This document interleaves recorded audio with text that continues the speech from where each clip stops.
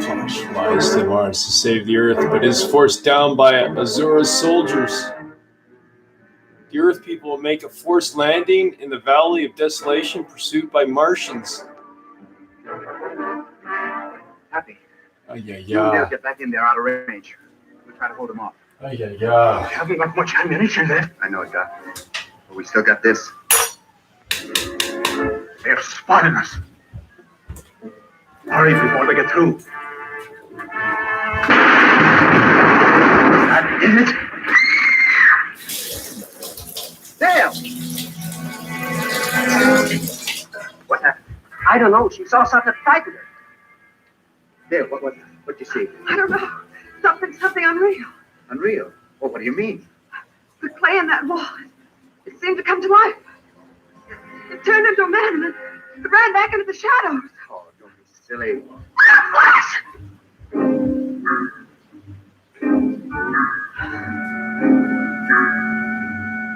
Come on, Flash, let's get out of here. Happy, get the gun. We can't go that way on account of the pirates. This way's our gun.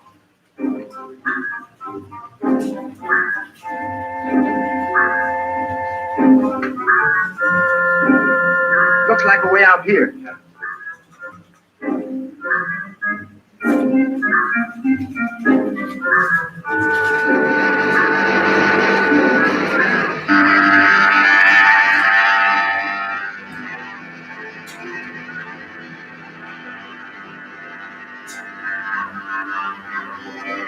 Happy, quick! Give me the nitron gun.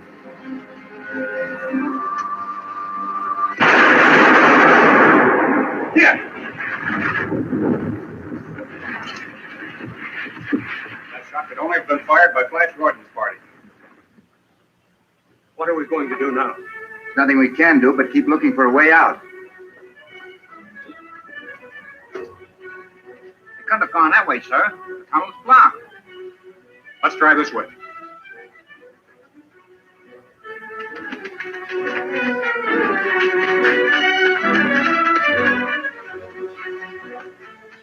The Clay people. Never should have come here. We knew it was certain death. Had we disobeyed Queen Azura, it would have been certain death. This way we have a slight chance. Follow me.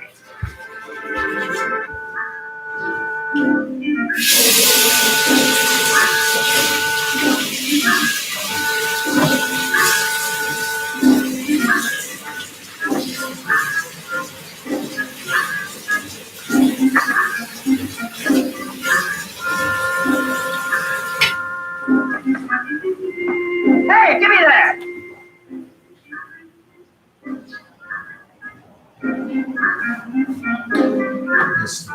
You owe me places. No use, they've gone. How do you get out of here? The side passage leading off that way. Come on, let's try it. There they are. Maybe we can turn them back and ambush them as they pass.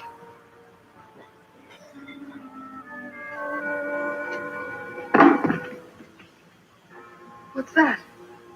I don't know. Wait here while I find out. No, Flash. I'll be back in a minute. Hey, Right? You got coffee on. You got good stuff. I'm not even gonna tempt you with this poetry. No, it's not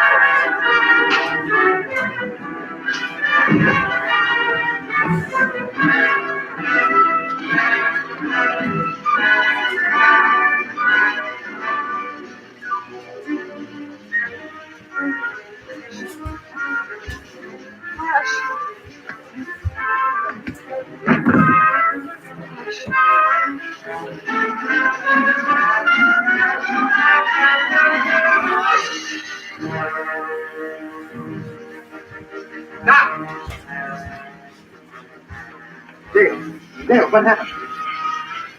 That's smoking.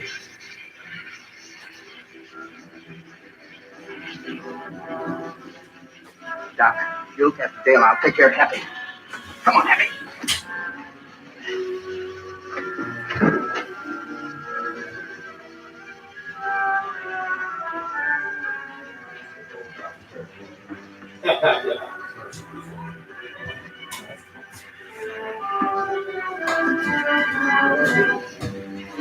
Get her done.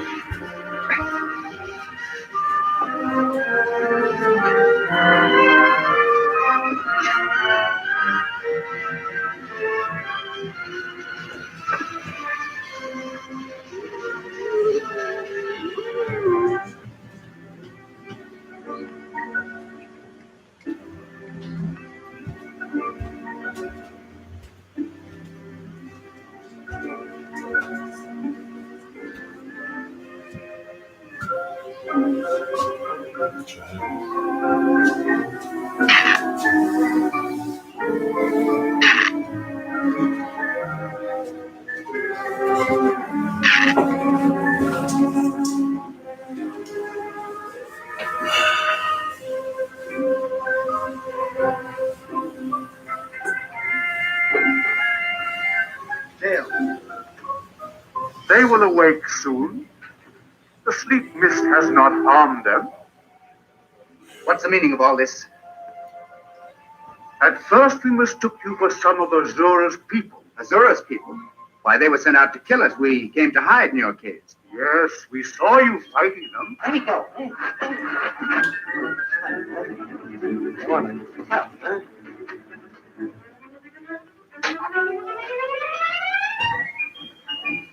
All right. Now, wake up.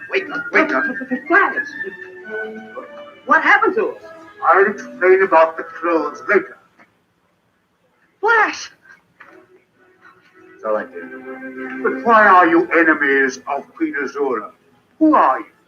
We're from another planet, the Earth. Why did you come to Mars? To stop the destruction of our own planet by Queen Azura and her ally, Emperor Ming. Destroy the Earth?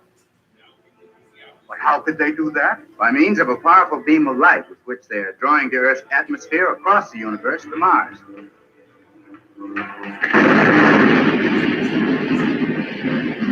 If that beam is not destroyed, our planet will become a dead world. As you know, Queen Azura and Ming will stop at nothing to prevent our destroying that beam. I know only too well Azura's cruelty. She's our bitter enemy. Long ago, we were the mightiest people on Mars. Azura became jealous, and by her magic, changed us from men into clay and banished us to this place. You mean there's no way you can regain your original form? Only by Azura's magic can we change back. That is why we have saved your lives. Well, what do you mean? You have normal bodies. You can live on the surface. You must do what we cannot do. Bring Azura here. They'll be killed before they even get near Azura. Your friends were a match for her death squadron. They won't fail, especially with your safety as an added incentive. Her safety. She stays here until you return with Azura. It looks hopeless, Flash, but it's our only chance. Here are your weapons. Wearing the uniform of Azura's death squadron, it may not be so hard to reach her.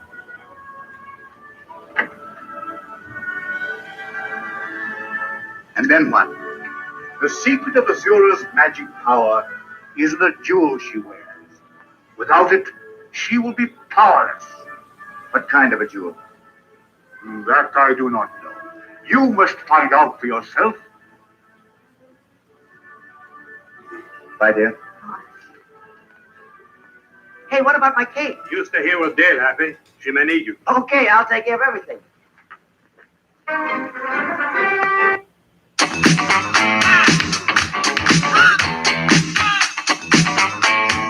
What's the move? If you want it, you got it. You want it, baby, you Just what's got the move? it. You want it, you got it. You want it, baby, you got Move it. it, boy.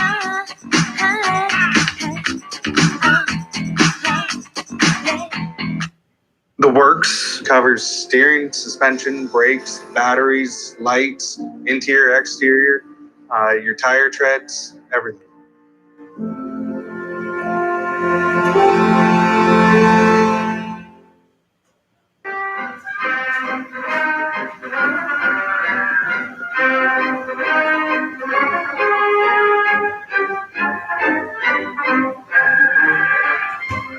Our biggest worry right now is, what's Azora going to do when she doesn't see the rest of the death squadron coming back?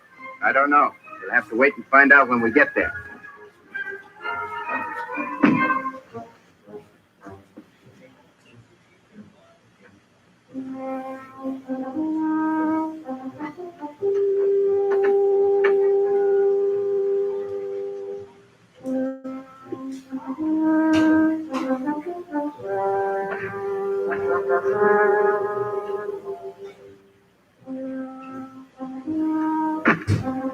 I remember rightly. Azura's palace is over there. Yeah, that's the way I figure it. Well, Queen Azura, here we come.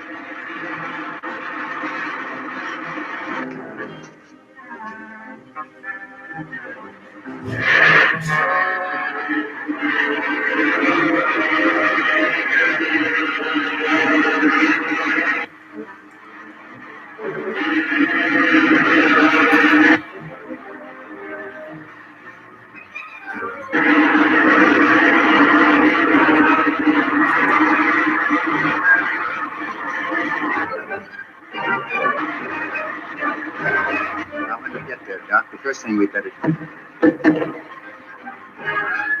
That's one of the death squad. I don't see any more of them. Guess he was the only one. There was one too many to suit me. Why don't you answer it? ZN7, ZN7, What's that? ZN7, emergency call. ZN7, emergency call. The dynamite! Shut it off, quick! Wow, if you cut in on us through that, why, we'd have been licked before we started. Well, it proves Azora doesn't know what happened to her death squadron. At least that's in our favor.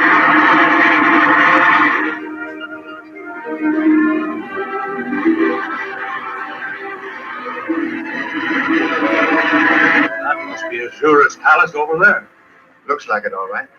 Better get ready, Doc. I'll take the controls.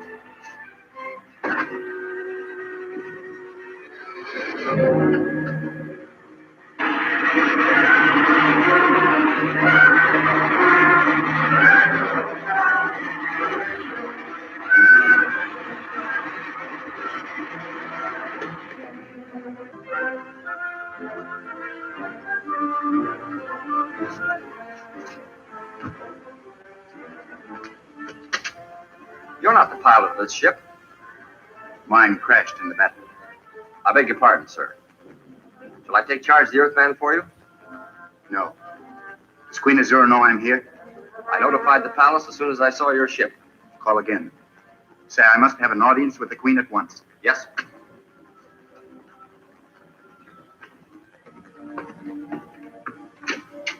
Queen Azura's palace. Pilot of Stratosled ZN7 has an urgent message for Her Magnificence. Just a moment.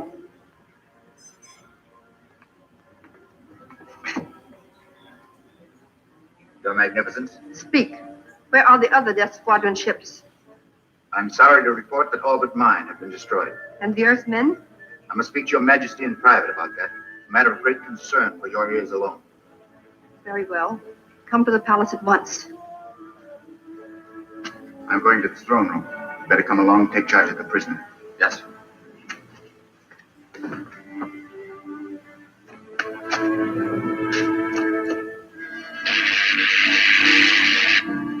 Light bridge is ready, sir.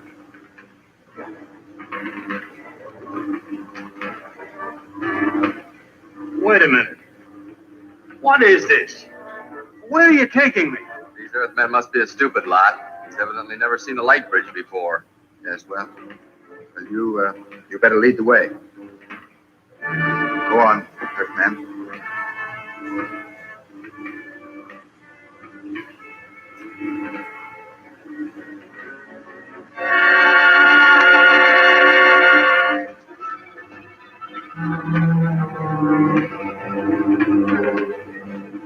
Does your Highness know that Queen Azura is giving a private audience to one of her Death Squadron pilots?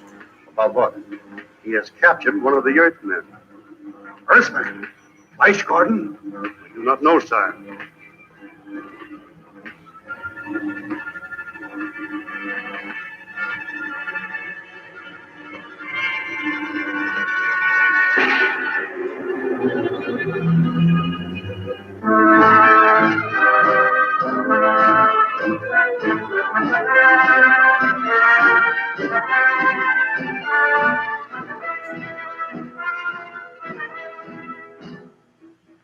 Kneel, Earthman. So this is one of the Earthmen. And where are his companions? With the Clay people, Your Magnificence. With the Clay people? You mean they haven't killed them? On the contrary, they've formed an alliance with them against Your Magnificence. What are their plans? Do you know? Yes. I forced this man to tell me the truth. Flash Gordon has sworn to free the Clay people from your curse. That's ridiculous. I wish it were, Your Magnificence. But the Clay King has told Flash Gordon the secret of your power. The secret of my power? He wouldn't dare. But he has dared. Flash Gordon is on his way here, now. My guards will kill him before he can reach the palace. Your guard, Your Magnificence, will be useless. The Clay King has rendered Flash Gordon invisible. He may be standing at your side this very moment.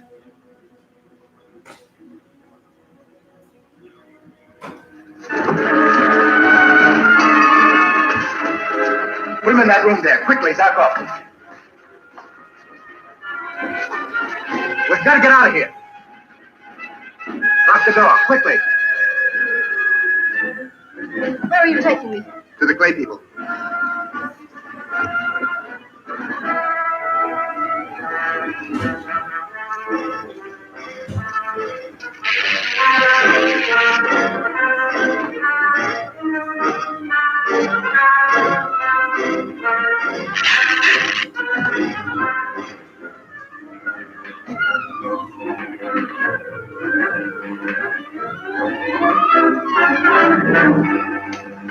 Hurry, start the oscillators. There's no time to lose. What are you going to destroy? The landing tower. Landing tower? Does Queen Azura know about this? How can she when the Earthmen have got her? Oh, and they're taking her to the landing tower. Yes, and we've got to stop them before they fly away with our beloved queen. We'll stop them.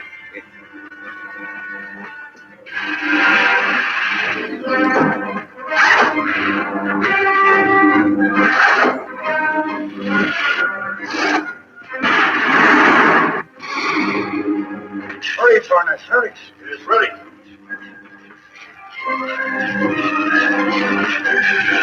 What's that? That's the oscillator. Unless you free me, you will be dashed to death.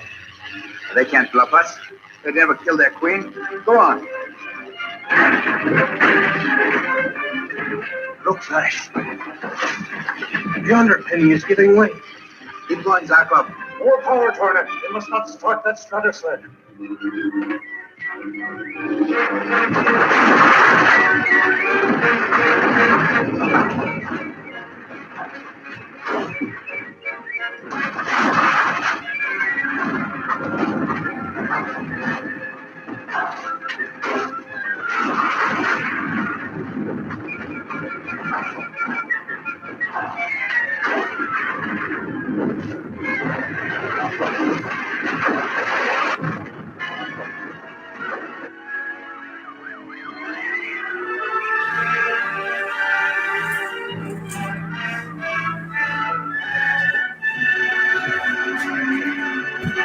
I hope it all works out for them.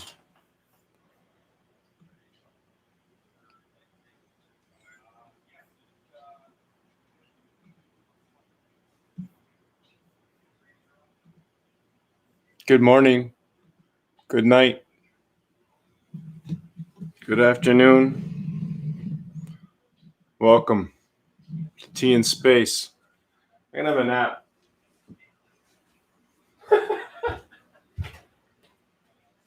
Let's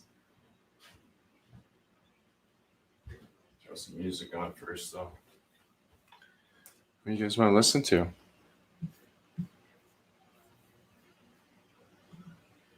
You choose.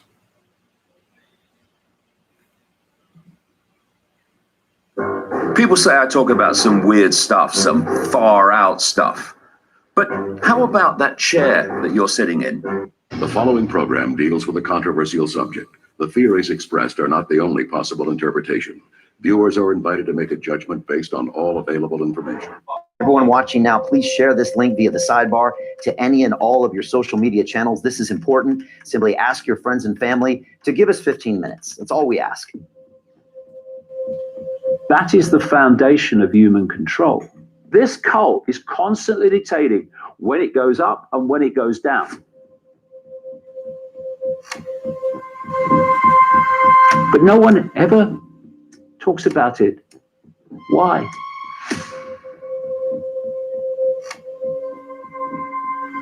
This is fundamental, and I never hear any political party talk about this. I don't hear the wokers talk about it. I don't hear any of them talk about it.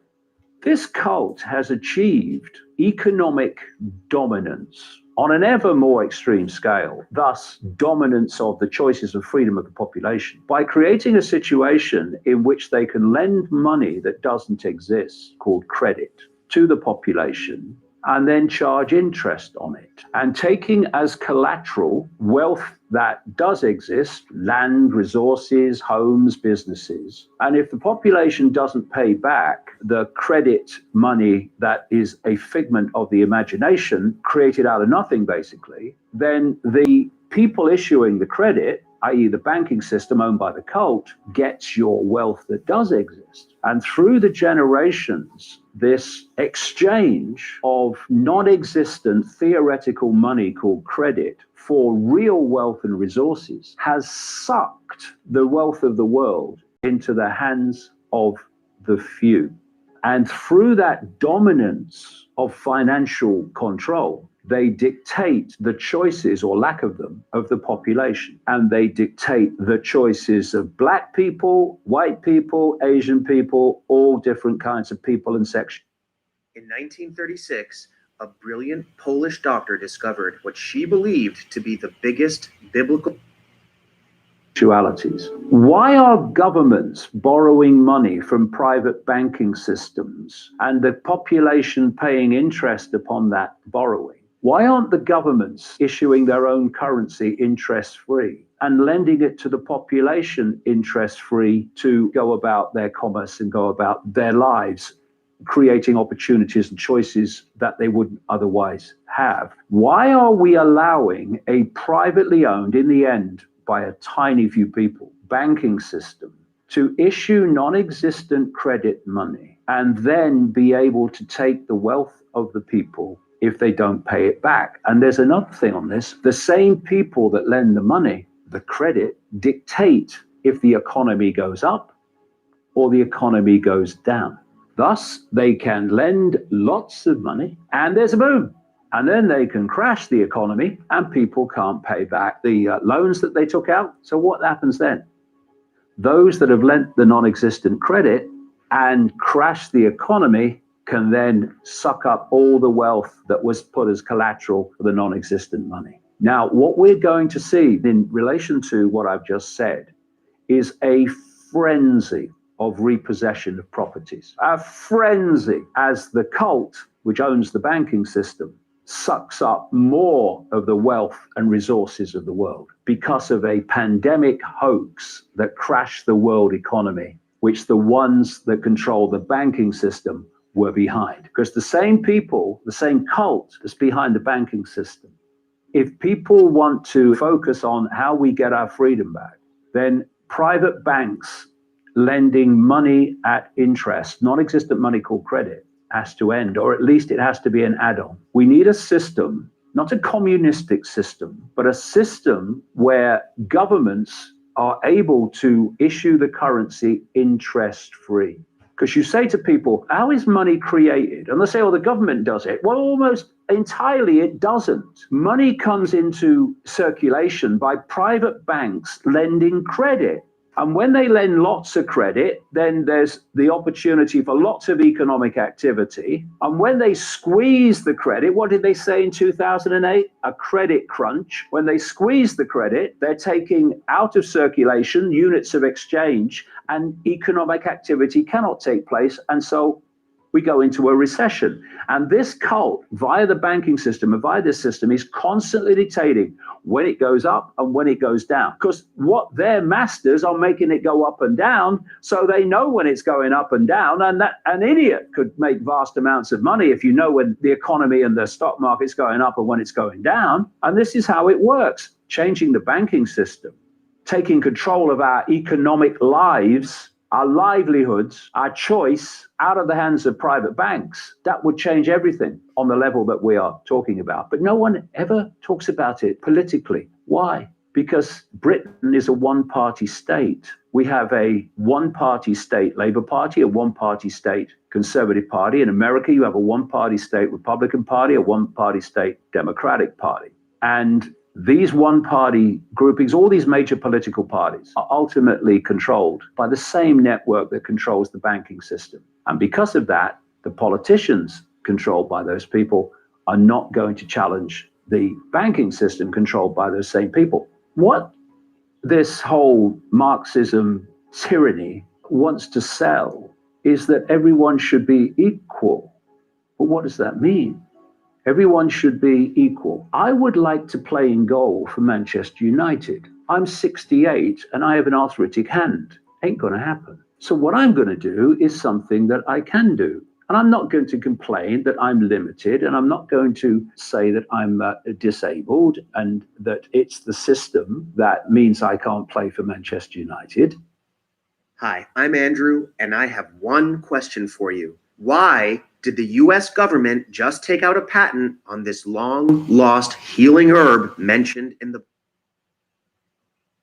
I look at the situation I'm in and I achieve or seek to achieve on the basis of who I am. I'm a unique individual, so I will achieve in a unique way. This idea that everyone must be the same, it's a race to the bottom. What we need is equality of opportunity so that someone's race or background is not a block on their ability to achieve what they want to achieve, as long as they have the ability to do it. We all have different abilities and different gifts. But what we don't want, surely, is equality of outcome.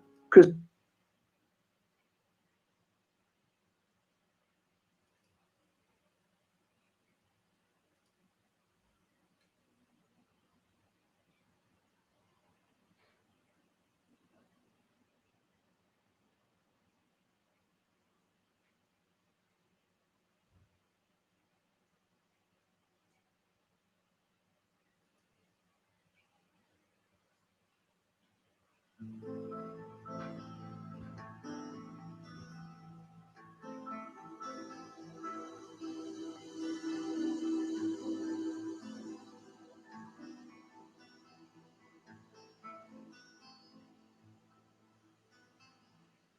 take two experiences.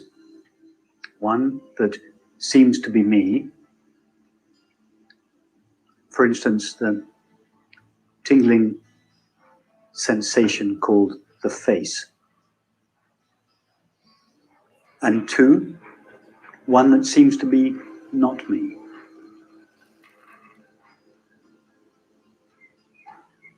For instance, the sound of the children.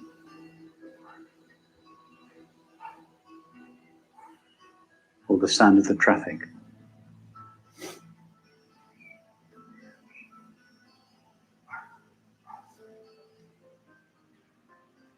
See clearly that based on the current experience alone, apart from the labels that thought attaches to the two experiences, there is no way of knowing that one is me and the other not me.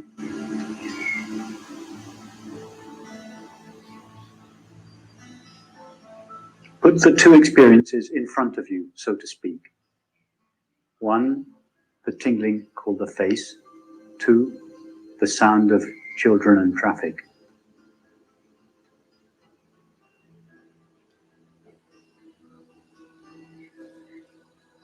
See that without the superimposition of thought, we do not even know that it is a face, or children, or traffic. Even less that they are me or not me.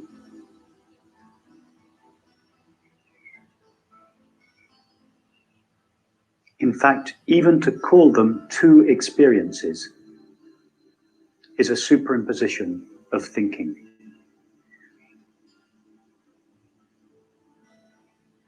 Without the superimposition of thought, experience is one seamless, ever-present totality, with no parts, no entities, no objects, no time, no place, ever actually experienced.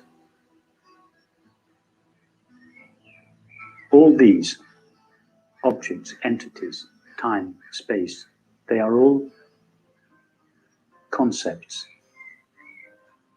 superimposed onto the reality of experience.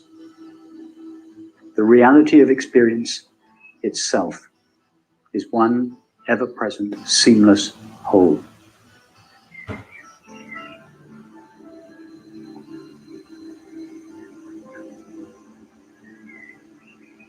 Nothing is closer to or farther from experiencing than anything else.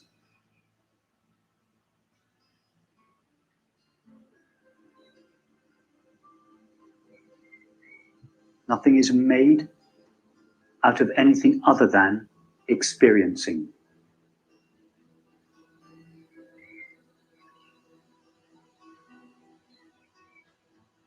Experiencing is the only substance present in any experience.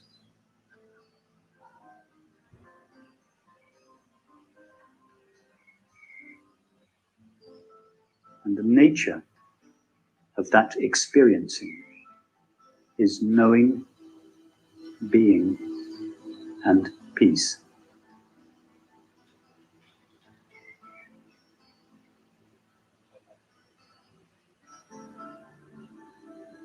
Has experiencing ever taken place at a time that is not now?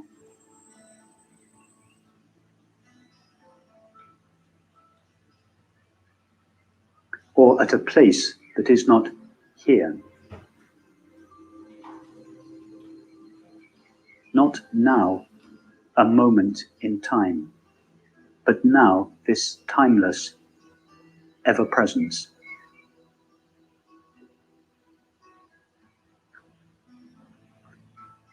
And not here, a point in space, but here this dimensionless space of awareness.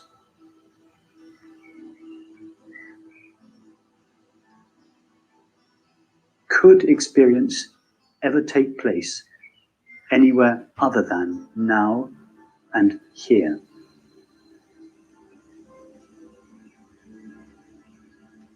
Do we have any knowledge or experience of anything that is not now and here?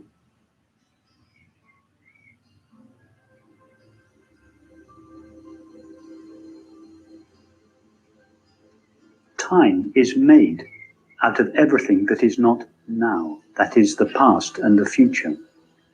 But no such time is ever experienced. And space is made out of everything that is not here. But all experience is here. There is no experience of space. Space is an inference, the imagined distance between imagined objects. Time is the imagined duration between imagined events. In reality, experience is always now, ever present now.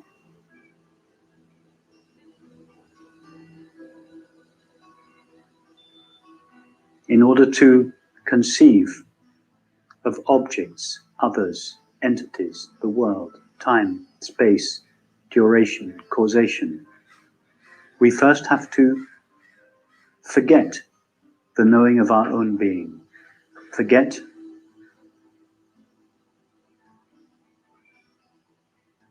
the awareness of ourself as awareness, and imagine ourselves instead to be a separate entity, a located, limited person. With that thought alone, the outside world of others and objects springs into apparent existence. And from that moment on, we seem to move around in the world of time and space.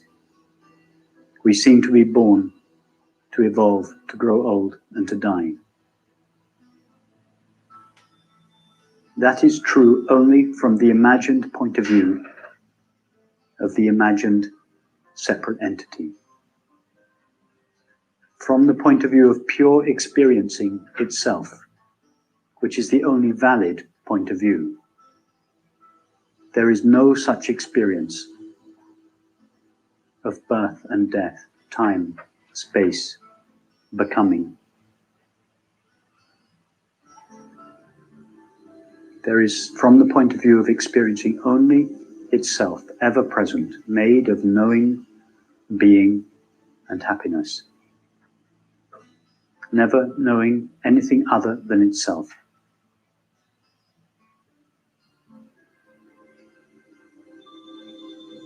If this ever seems not to be the case, just go to the current experience. Thoughts, images, sensations, perceptions.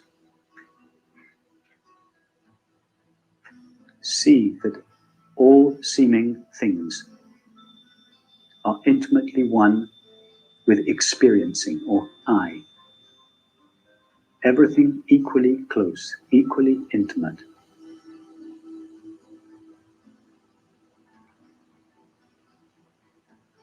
See that without the superimposition of thought,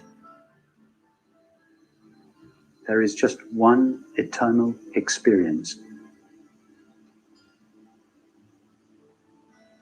It knows no other and is therefore known as love.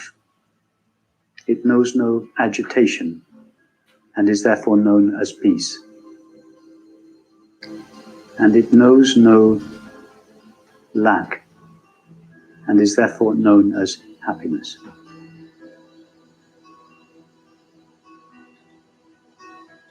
It is also known as I.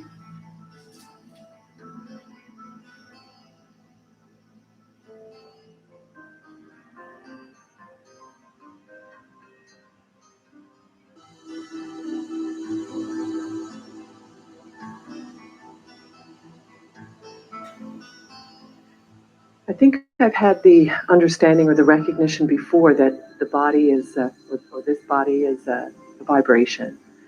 But what was interesting was on the break, I held hands with a friend here, and there was also the understanding or the recognition that there are no separate bodies. And if you go to apparently touch another body, there's a merging of vibration. So just one, not separate bodies. One awareness. The sort of the image of the body falls away. Just this oneness. Yeah. Which is, the understanding that this body is a vibration, but that it's just this all oneness and no real separation in terms of body. That's very true. At some stage this morning, we felt the so-called body resting on the floor or chair, and realized that in fact that experience is not composed of two objects, a body and a chair. It's just one sensation that thought will later divide into two parts, one called me, the body, and one called not me, the chair. But actually the experience itself is just one experience. And as you rightly say, you have that exact same experience if you're holding hands with someone or in an intimate embrace with someone. It's one sensation. It's one experience. One vibration. One vibration that thought conceptualizes into me and the other. Yeah. But the experience itself is always one. In fact, all experience is always one. Now, just take what you've just realized about one body touching another body and realizing it's one vibration. Yes. It's not this body, me, touching that body, them, and merging.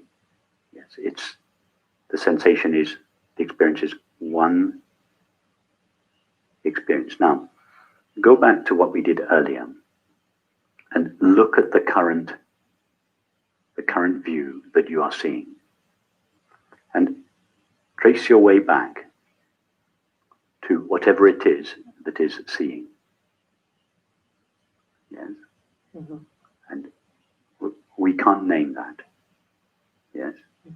If we wanted to name it, we would say it was empty, aware. Okay. Now, in exactly the same way that your experience that you described was not one object holding another object, it was one experience. See that the current experience is not this emptiness here and this fullness there, one touching the other. This emptiness here and this fullness here are like the two hands. It's one experience. It's not divided into emptiness and fullness, into me and not me, into subject and object, awareness and its contents. Experience is always one. And if we look at experience from the inside, it is empty.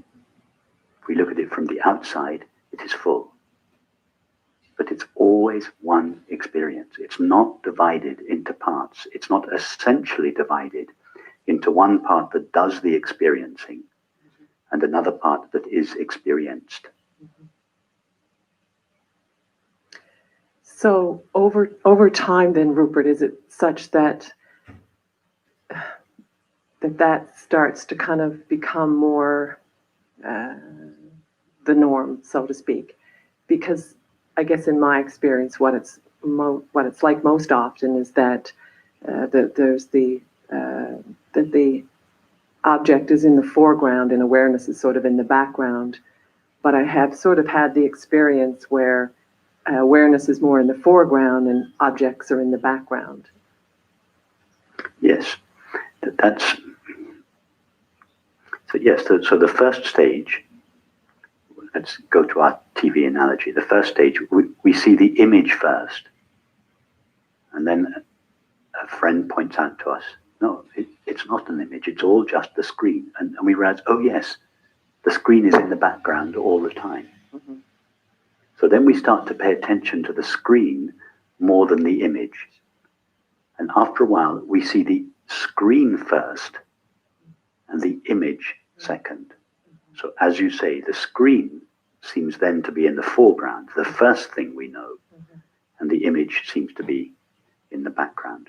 So in the analogy, awareness, as you say, seems first to be in the background of objects. Then awareness seems to come to the foreground, and we see the awareness before the objects. But then the screen and the image completely dissolve into one another. We can no longer say that the screen is either in the background or in the foreground, because to say that the screen is in the foreground is still to subtly separate the screen from the image.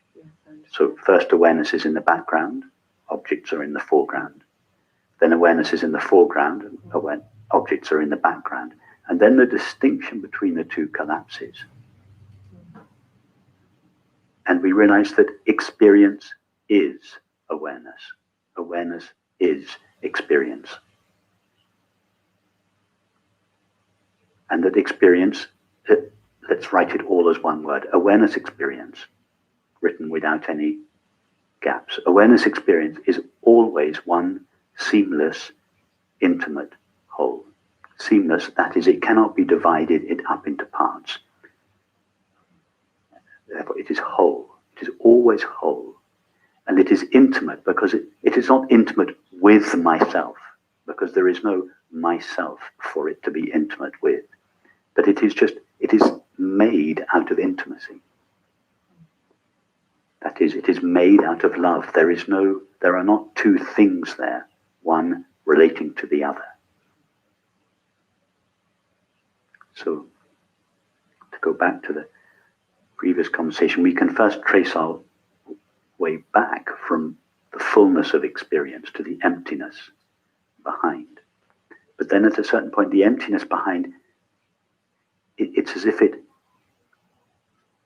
floods the fullness in the front. So it's no longer emptiness behind. It's all of this, which means all of experience, fills up that emptiness that I am. In other words, this becomes myself. This is myself. I am the totality of my experience.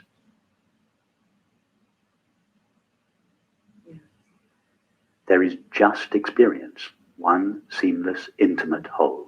And if we try to touch the stuff that is experience is made of, we just find this luminous, empty, dimensionless presence. It finds itself.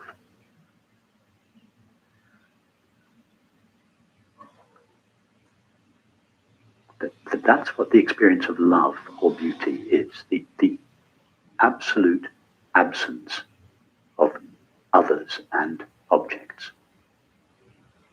In other words, it is when there are not two things, Advaita, no subject and no object. That's what the experience of love is. In relation to others and in relation to objects, we call it beauty, but it's the same experience. It is the collapse of the apparent subject and object of experience. Yes, it normalizes in the end. It becomes normal. That we may still, from time to time, there may be the old impulse to separate oneself out from this seamless intimacy of experience into a knowing subject. But the tendency to do that is immediately met with our deeper understanding, and it collapses. And so that tendency just shows up less and less. And if it does show up, it no longer has any sustaining power. It doesn't last long. It doesn't then initiate a series of activities or relationships because it's just seen to be not true, and it dissolves. So living in sort of beauty and love becomes the norm. Yes. You talked yesterday about normal. Yeah, it's the new normal. It's the new normal. Okay. Yeah. It's like purple is the new black, you know. Right. It becomes the new norm. It's the new norm, but it, you know, I guess it's still mind-blowing. It's still Well, it's extraordinary or mind-blowing in reference to the old norm. yes. But in time, we begin to forget the old norm more and more and more and more. Yes. This new extraordinary mind-blowing experience becomes the new norm. Then when you look back on the old norm, if you can remember what it was like, that becomes extraordinary. Yeah. Yes. You look back on what you used to think of as normal life, and you think, I mean, imagine living like that. No.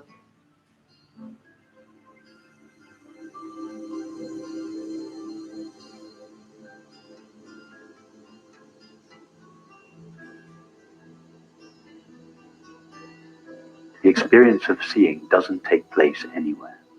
Yes. In other words, it doesn't take place in space. That's what you said previously. Yes, that's true.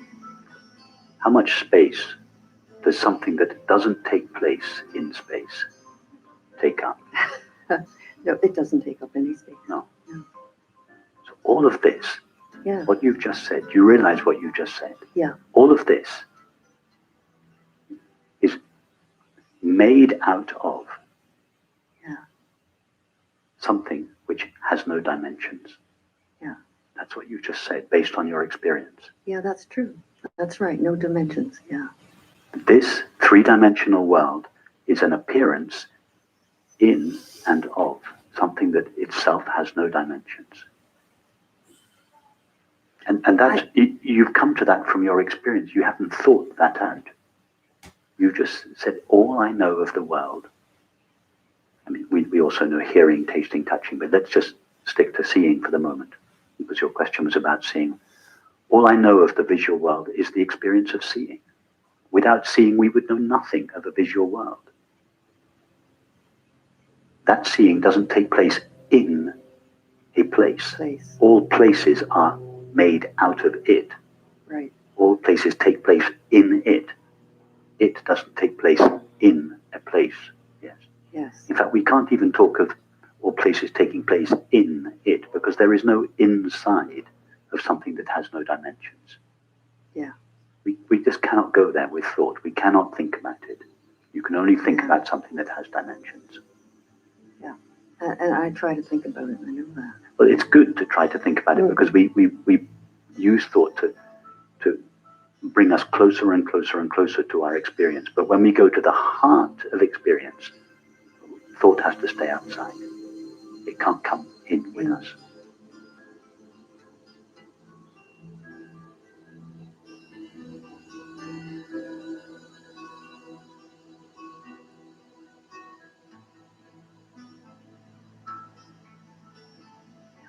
So just explore that when you're walking around. First of all, when you're stationary like this, but when you're walking around in nature, just say to yourself, all I know of this visual world is the experience of seeing. That experience of seeing is not taking place in a place, because all places are just made of that. And that is myself. That out of which seeing is made is myself. Right. That we do our best to describe when we say it is dimensionless. It is luminous in the sense that it illuminates experience. Mm-hmm. It is empty. It's not made of an object. These are all words that try to describe this that cannot be described. Right. So I'm now just formulating intellectually something that is experienced. So it's fine to use this rational approach, but what's important is that you use thought in this way to take you back to the actual experience. And then leave the thought As you're walking in nature, leave the thought and just stay with the experience. Right. And then when the world seems to jump outside again, use thought to bring you back to the actual experience. Well, when you feel comfortable doing that, then add sound. Where does hearing take place? Yeah, to begin with, your thought will tell you it's taking place over there. The dog is barking 100 meters away. Right. All you know of the barking dog is the experience of hearing. Does hearing take place 100 meters away from yourself? I mean, how far from you now is the experience of hearing taking place? It's exactly no, yeah. It's in the same placeless place, and it's made of the same stuffless stuff. Yes, I find hearing easier. Yes. And touch, than the visual. Yeah. Visual is most difficult, but it's good to, so you go with one of the senses, then you add another, and then add another, and then add another, and add all the senses. Then add your bodily sensation, and then add your thoughts and your images. Right. So that it's the totality of experience. And then instead of calling it seeing, hearing, thinking, etc., just call it experiencing. Right. It's just experiencing one seamless, intimate whole. Right. Made out of this dimensionless, luminous presence. That's it. That's experience. And I had the thought too that thought, it's not mine. It's occurring in the same space. It's and made out of the same dimensionless stuff. Yes, exactly. And I should say, it wasn't the thought, it was the experience. It was like seeing that. It wasn't? It was the experience. It was seeing the thought arising in that space. The same space as the feel, as the, as the feeling. Thought is exactly. Thinking takes place in the same placeless place, made out of the same dimensionless stuff. But thinking has the ability to conceptualize something that is other than that dimensionless presence. Yes, yes. Thought has the ability to rise, made only of this dimensionless presence, and as it were, turn its back on its reality. Right. And to look in the other direction, that is to conceptualize an object out there, known by a subject in here. Right. That's all done by thought, and then we become so accustomed to thinking that we then feel that, and this feeling is supported by the body. This feeling seems to go into the body. So I not only believe that experience is divided into a subject and an object, but more importantly, I feel it, and hence I feel I am a solid, dense, located entity made out of the body, sitting on a chair, a fragment in space. Right. Yeah.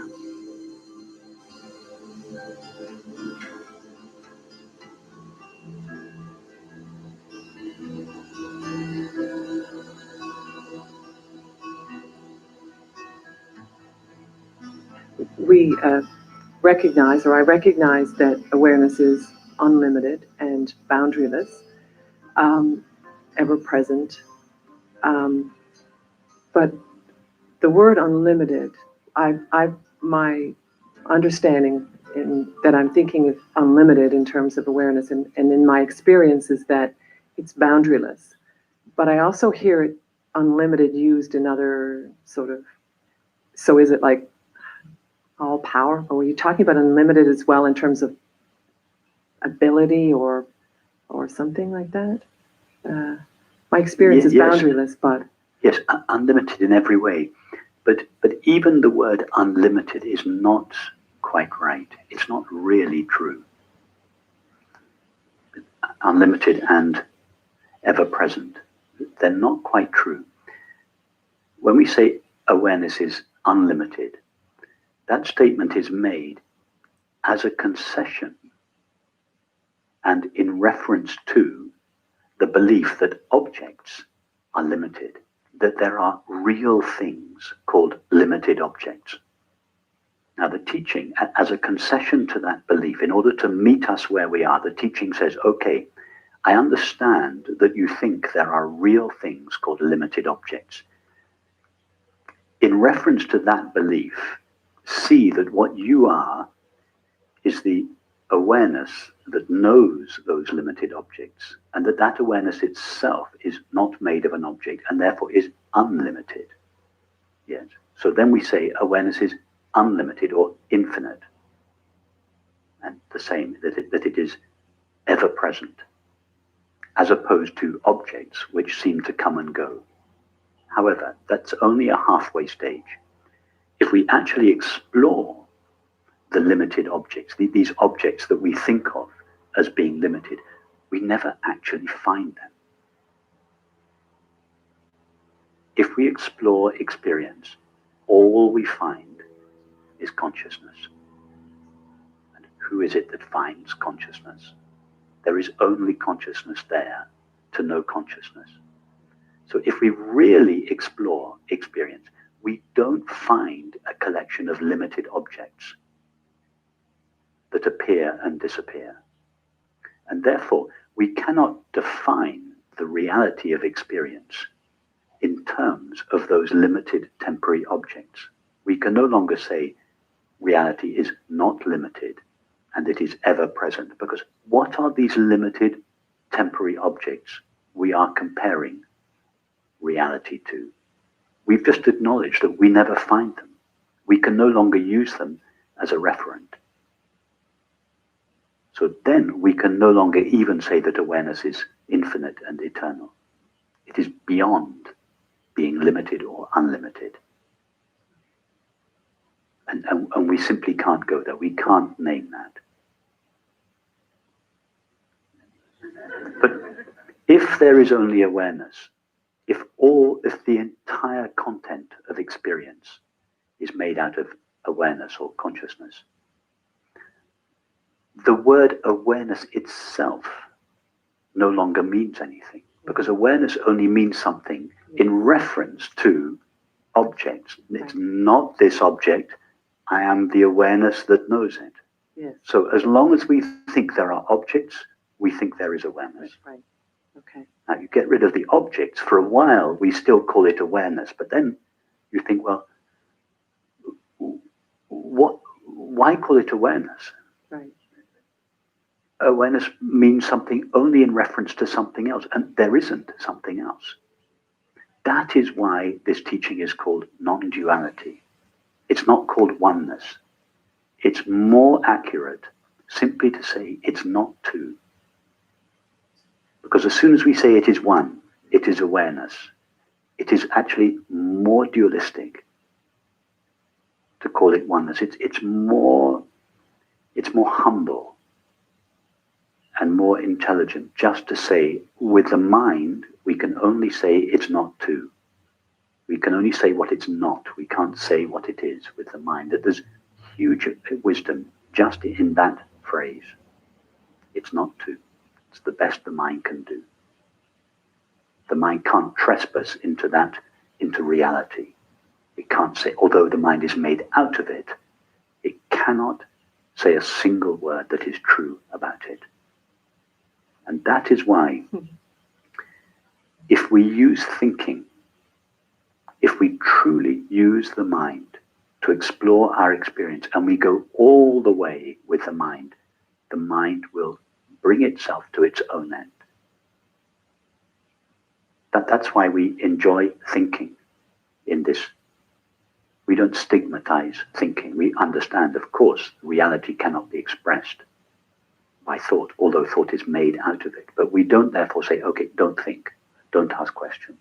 No, we take thinking all the way so that when thinking eventually comes up to reality, to touch reality, it dies like the moth in the flame. It becomes the flame that it was thinking about. And that is an effortless cessation of the mind. It's not a disciplined cessation of the mind. It's not a mind that has been trying to control itself, thinking that it shouldn't ask questions or meditating in order to make it more peaceful. It's a mind that naturally and effortlessly comes to an end. Life then becomes a celebration of the understanding. Exactly. And all that remains to do from then on is simply to use the body-mind that you have temporarily been given to celebrate, to express, to share, to communicate in whatever unique way your particular body-mind is inclined to do.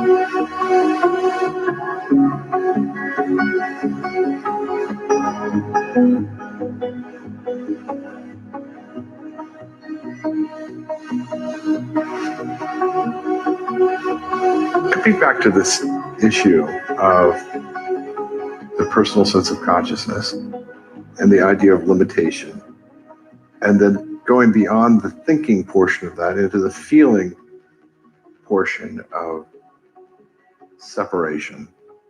The feeling at its core, it's very strange. It's a feeling that the world is not safe. It's not safe for me to let go of this. At its very core, the world is not a safe place. And you've heard that come up a number of times in this. I don't know if this is unique to me or if it's unique to humans in general, but somehow the most that I can do in that is to be able to allow it, to dance and to be and to do whatever it's going to do, and to witness it as it arises, and to realize also that as it arises, it eventually passes. And that it becomes fainter and fainter. But that in some way that there is a very deep core feeling that stands in between that and this beingness, which would be the baseline, that sort of holds back. And there's a tremendous amount of fear about not being safe going the direction that I'm going. The feeling that the world is not safe is the corollary to the feeling that I, this little entity, am vulnerable, and that when this sensation called the body disappears, that I am going to disappear with it. So it's essentially the fear of nothingness. But it is your experience that the sensation of the body disappears regularly. Is it so traumatic to fall asleep? Is it so traumatic when the sensation of the body disappears? Or even during the waking state, when something hurts here and then later on it doesn't hurt there anymore, it hurts over here or it itches back here. But it's constantly changing. There's nothing static about any portion of it. Yes. And the fear comes from the very, very deep association of consciousness with the body. We think that as the body disappears, I'm going to disappear with it. Consciousness is going to disappear with it. And that's where the fear comes from. And the feeling that the world is hostile and dangerous comes essentially from this core belief that this tiny, vulnerable fragment of a body, when it goes, I, this knowing presence, am going to go with it. So if we stay at that place, because what you're experiencing is the core association, the core exclusive association of consciousness with the body. But if we stay there, if we don't avoid that discomfort and cover it over with other activities and objects that ensure that we don't feel this. But if we have the courage and the patience to stay at that uncomfortable place and just allow the reality of the experience to reveal itself. And the reality of the experience is that this knowing presence is not exclusive. This sensation, it's just a sensation. The cyclic experience of this becomes less and less because it's witnessed more and more. And somewhere along the way, there's an awakening to the fact that that which is witnessing it is not it.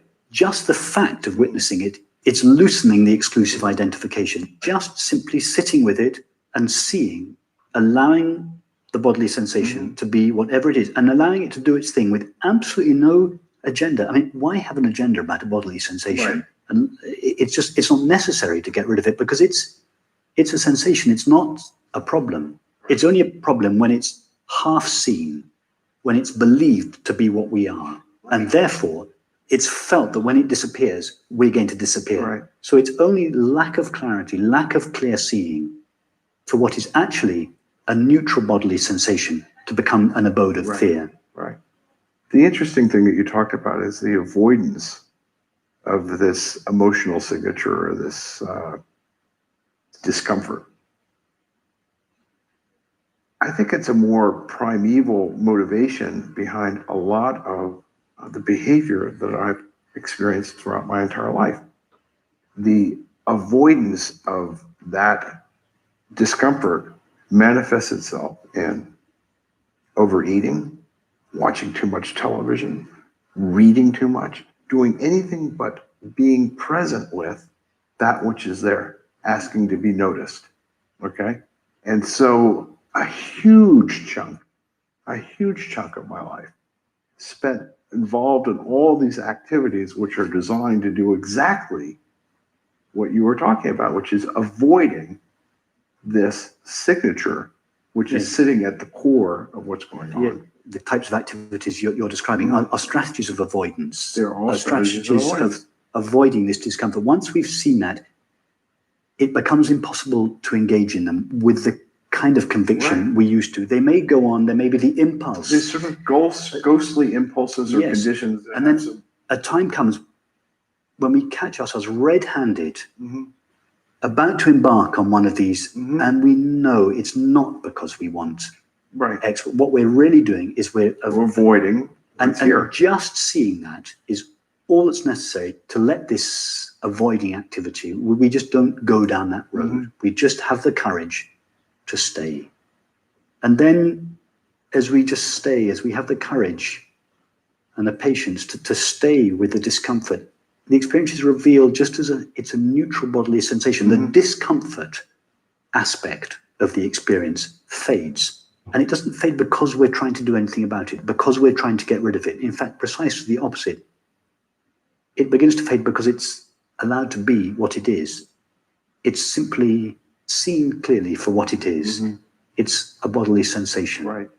You're not going to disappear or change when it disappears or changes. It's motivated at a core level by a very, very deep belief that I'm vulnerable and that I'm separate. Yes. In spite of the evidence to the contrary. But every time we go in our experience, both through thinking and through feeling, to the knowing and feeling understanding that what we are is this presence, when we explore it at a rational level, but also when we explore it at a feeling level, and we come through both channels to the feeling understanding, to the knowing feeling understanding that what we are is this presence, the power of the mind and the power of the body to veil this presence gets weaker and weaker. And without our knowing it, we're just establishing ourselves as this presence. I'm not suggesting there is an I that gets established in presence. This presence becomes more knowingly and confidently itself. The mind no longer veils itself from itself through beliefs, and it no longer veils itself from itself through feelings. And a certain portion of our thoughts and a certain portion of our feelings then stop appearing. because the only reason they appeared in the first place was to substantiate this belief and feeling and separation. As we take our stand more and more as presence, the thoughts and the feelings that were required to maintain this sense of separation drop away. Everything else carries on as before, but without this separate self-reference all the time. Tremendous amount of effort involved in maintaining a separate sense of self. Absolutely. The more you realize it's aging us, no doubt. Yes, a tremendous effort is required to maintain the belief and the feeling in separation, whereas no effort is required at all to be present. To be what you are. Because it's what we are. So this investigation at the level of the mind and the exploration at the level of the body, it may appear to be a doing, an effort. From the limited point of view of the separate entity, it appears to be something that we do. It's an appearance, of doing it. But the more it changes, at a certain stage, it changes, and it's not something that we're doing. What's actually happening is that something that we were previously doing and that we were unaware of is unwinding. The tight knot of separation, the contraction, is relaxing, and this deep relaxing, what appears to be a doing to begin with, in the end, it's the relaxation, the cessation of a doing, and the presence, which was always there underneath, is always effortlessly itself. It's truly an effortless, pathless path. It's beautiful. And this is where I want to go with you next, which is this whole idea of the contraction, this squeeze down. Yes. To be separate, to be contained within the body, to be this individual entity. Yes. We've become so accustomed to this effort that we have to make to contract that we've forgotten even that we're making an effort. We are used to this burden of separation, and we've become so accustomed to it that we no longer feel even that it's an effort. In fact, it feels so natural that we think that relaxing feels unnatural. Exactly. So that relaxing the effort feels as if it's an activity. It's not. We just become aware of the previous activity that we had forgotten we were maintaining.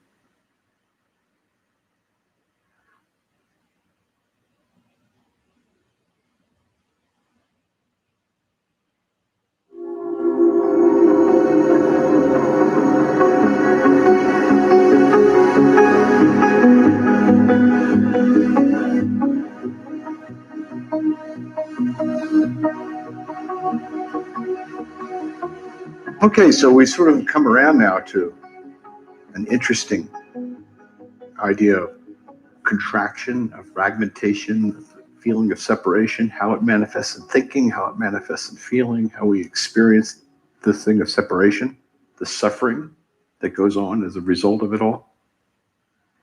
And then your book goes into this great discussion, quite a bit of the book actually, on what is meditation and what we experience when we meditate.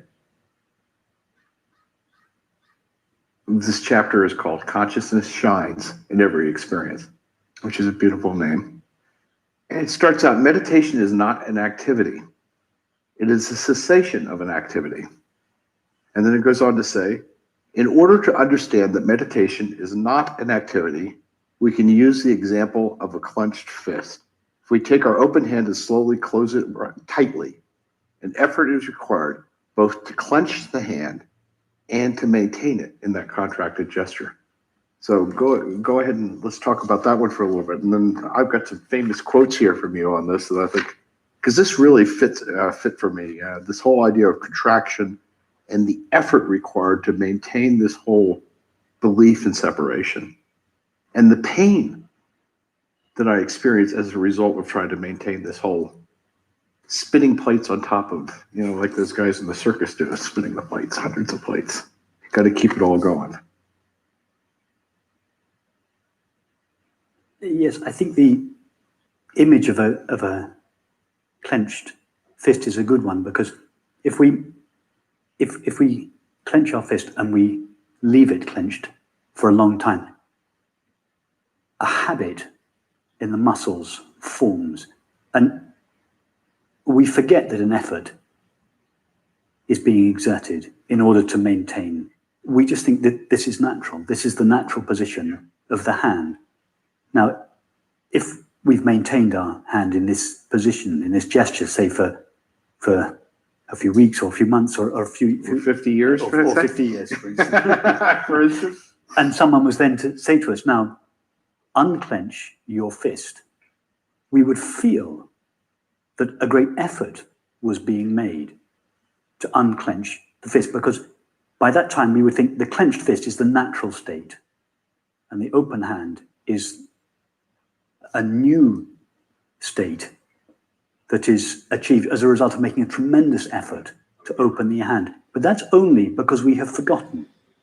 We have become so accustomed to the gesture of the clenched fist that we have forgotten that we are actually maintaining it through effort. So if that's the case, if we have forgotten that we are making this unconscious gesture, then of course the effort to release the hand seems to require an effort. It becomes apparent after a while that in fact it is not a new effort that is being applied in order to open the hand. It is the relaxation of a previous unnoticed effort. It's a nice description of meditation. Once we deeply think and feel that what we are is a separate entity, then meditation seems to be an activity, an effort to somehow attain a new state in exactly the same way that the opening of the hand seems to require a new effort in order to arrive at a new experience. However, that's only the case. It's only relatively true. It's true from the perspective of the apparent separate entity, where we have forgotten that what we actually are is this open, free, unlimited consciousness, equally one moment by moment with the totality of what is, not inherently associated with a fragment. But we have forgotten this, and this open, free, unlimited oneness has contracted upon a cluster of sensations. It has clenched itself, it has contracted, but it's become so used to that, it no longer feels, we no longer even notice that this is something that we are doing, that it's an activity. We think that it is an entity. The person is not an entity, it is an activity. But it's an activity that we have become so accustomed to that we no longer notice it, that it's an activity, and we think it is the natural state, that it is an entity.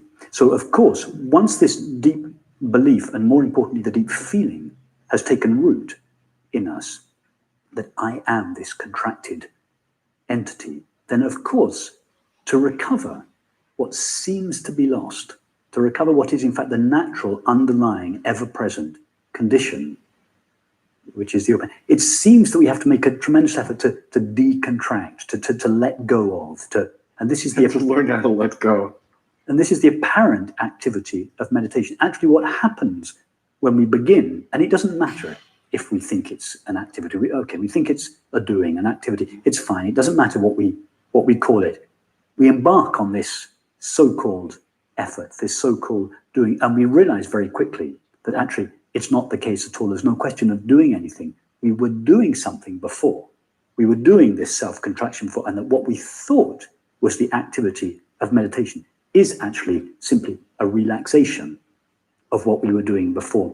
And in this process, a kind of switch takes place at some stage when it becomes clear to us that we are not this separate entity making a terrific effort in order to become this open, free, unlimited presence, but we are always and only and already this open, free, unlimited presence, which was, up until now, doing this activity of separation and is beginning not to allow.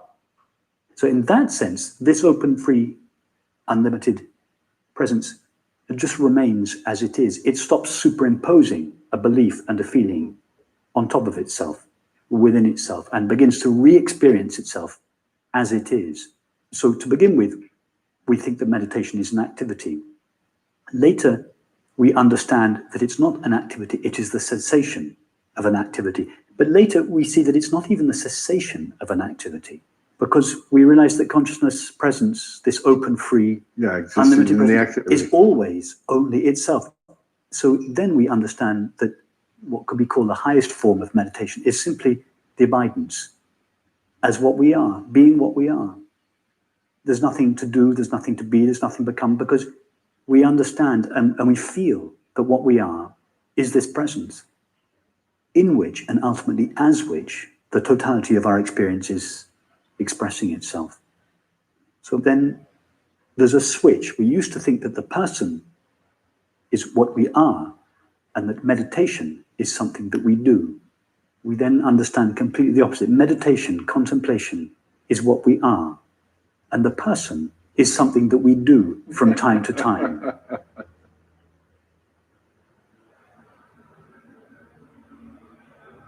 Here's a couple notes that you said, just because it's so poetically written. This free, open, unlimited consciousness has contracted upon itself. It has seemingly shrunk itself into the narrow frame of a body and a mind, and limited itself to a tiny location in a vast space and into a brief moment in an endless expanse of time.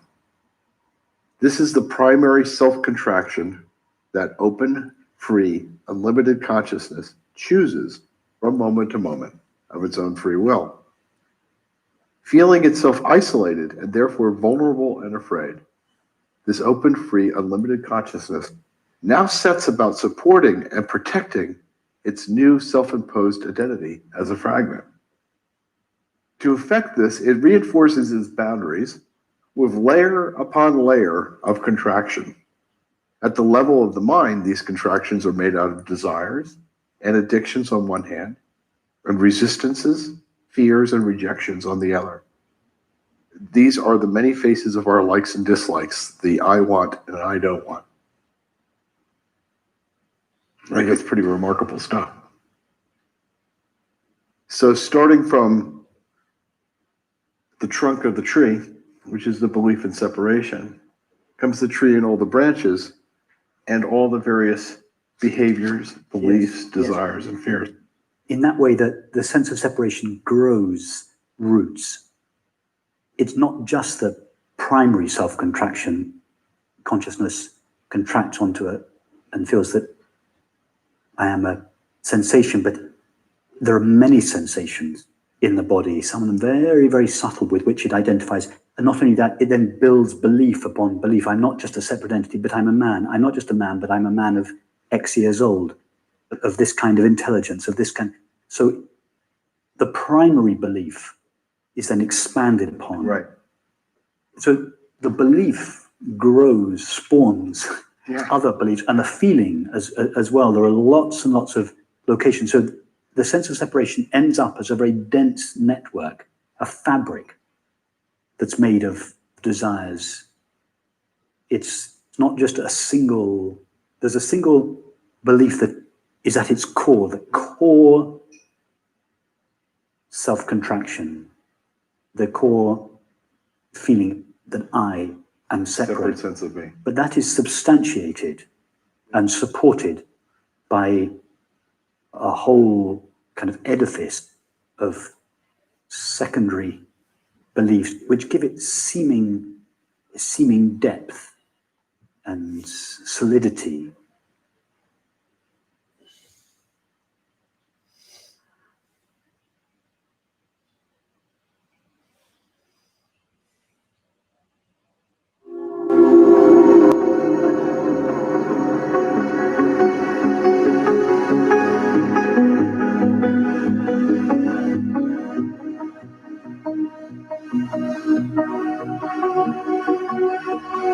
Now, a guy that we both know, Francis Lucille, talks a lot about dealing with these beliefs, dealing with all these little offshoots one at a time, in which case you'll be pruning the tree for the rest of your life, or ultimately going directly to the core belief and dealing with the core belief, which is the belief in a separate sense of me. At the level of the body, these contractions are made out of bodily sensations with which consciousness identifies itself. They are the apparent location of I inside the body. So this is getting back now to your thing that this whole tree or this fabric of beliefs extends all the way into bodily sensations, and that those bodily sensations reinforce the belief that we're located within the body. Yes, the separate self is like a woven fabric. The warp is made of beliefs, and the weft is made of sensations, and they're kind of mutually supportive. They both seem to support and substantiate each other, so that it's woven together into a very coherent, convincing fabric that makes us feel, yes, this separate sense is absolutely real. Yeah, it's consistent. There is a consistency to the fabric of the self, which gives us great conviction in its reality. It goes on here. I'm just going to read a little more of your stuff and get your comments on this. As a result of consciousness contracting upon itself and imagining itself to be a fragment in this way, it projects outside of itself everything that is not contained within the boundary of its own self-imposed and limited identity. We discussed this. The world becomes a vast and potentially threatening container of this consciousness as a fragment. We also talked about my experience with exactly that. Ironically, it is precisely because the world is, in reality, an appearance in consciousness and an expression of it, that it so accurately reflects the ideas that consciousness entertains about it. That's an interesting statement. If consciousness believes itself to be a fragment, to be limited, to be bound, and to appear in time and space, then the world will appear as the counterpart of that fragment. Having denied itself its own birthright, its own eternal, all-pervading status, consciousness confers the same status on the world of appearances. It forgoes its own reality as the grounded nature of all experience, and instead projects its own creation onto the world of appearances. Consciousness exchanges its nature with the world of appearances. It has no alternative but to do this. Yes, consciousness knows itself to be the ever-present reality of experience. But at a certain stage, it contracts upon a fragment. Instead of being equally one with the totality of experience, it singles out a little cluster. It draws a line in the sand of experience, so to speak, and it says everything on this side of the line is what I am. And by definition, everything that's on the other side becomes what I am not. Yes? So the line in the sand is the body, the feeling. So it says, I am all these bodily sensations. And therefore, everything that is not this bodily sensation, in other words, the world, is everything that I am not. So in identifying itself with a body, it forgets its ever-present, all-pervading status. It gives it up and exchanges, and instead of feeling that it is ever-present, unlimited, it assumes the characteristics of the body-mind with which it is identified. It no longer thinks and feels, I am ever-present, unlimited. It thinks, I am located and limited. However, inherent in consciousness is ever-presentness. That's what it is. So it has to, in a sense, give its sense of substantiality, ever-presentness, to something, because it's given it up. So it says, okay, I'm now caricaturing consciousness. It's as if it were to say, okay, I'm going to give up my birthright as being ever-present, unlimited. I'm going to pretend that I'm this tiny little intermittent spark here. Therefore, it bestows its true nature, its continuous presence, its reality on the world. So then everything turns around.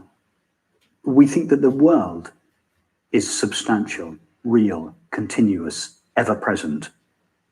And we think that consciousness is this little, fragile, intermittent spark. Actually, our true experience is the other way around. Our experience is that consciousness is the ever-present reality of our experience.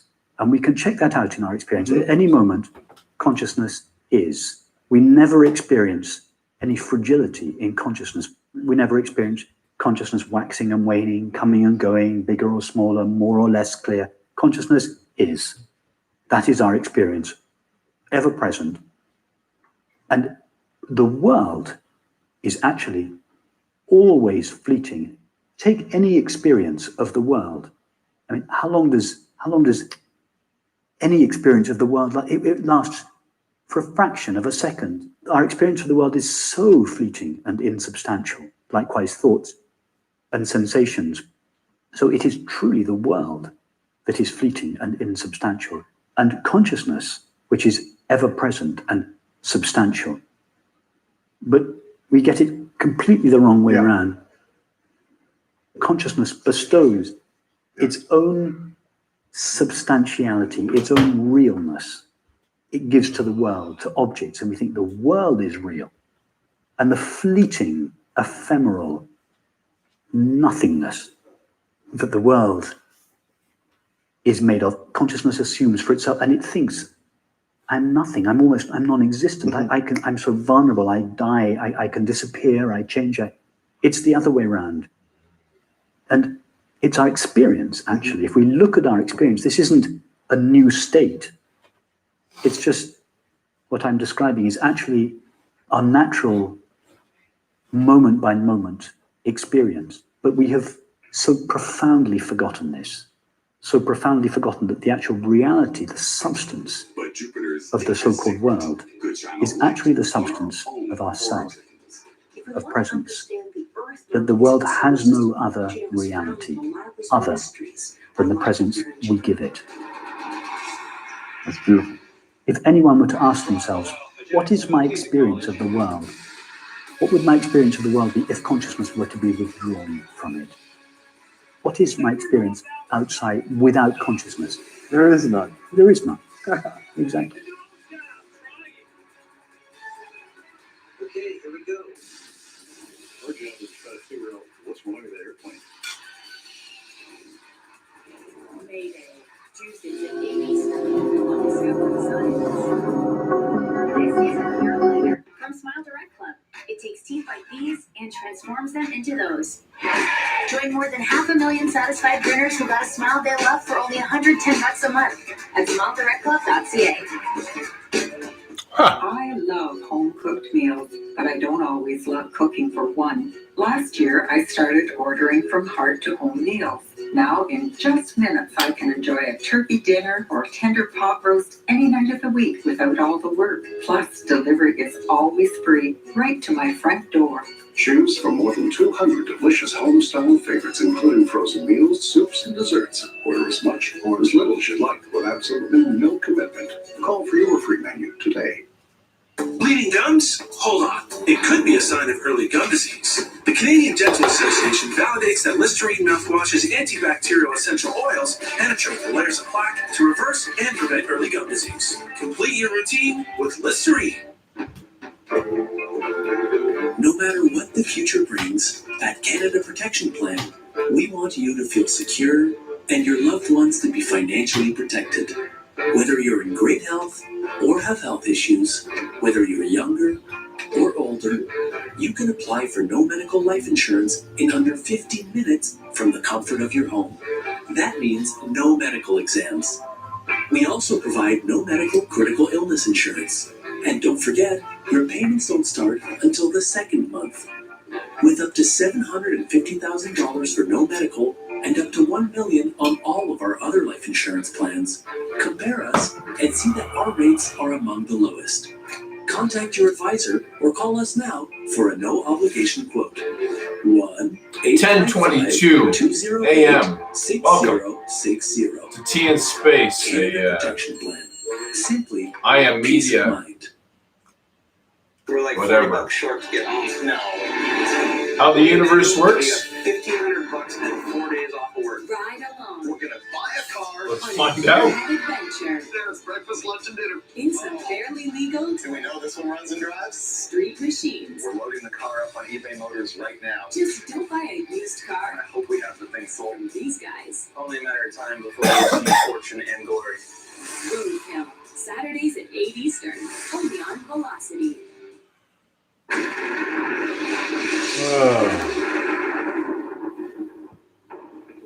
The Juno spacecraft is uncovering the secrets of Jupiter, from its swirling cloud tops to its dark heart.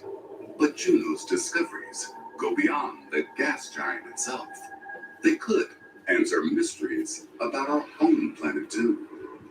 Jupiter is the key to the formation of the solar system, which means it's the key to understanding how the Earth formed. Juno is actually giving us a view into the history of our planetary system, even the history of Earth. 4.6 billion years ago, a mammoth cloud of hydrogen gas and cosmic dust collapses, sparking nuclear fusion. From I'm eating your pizza. Gordon didn't come, so I'm eating the pizza.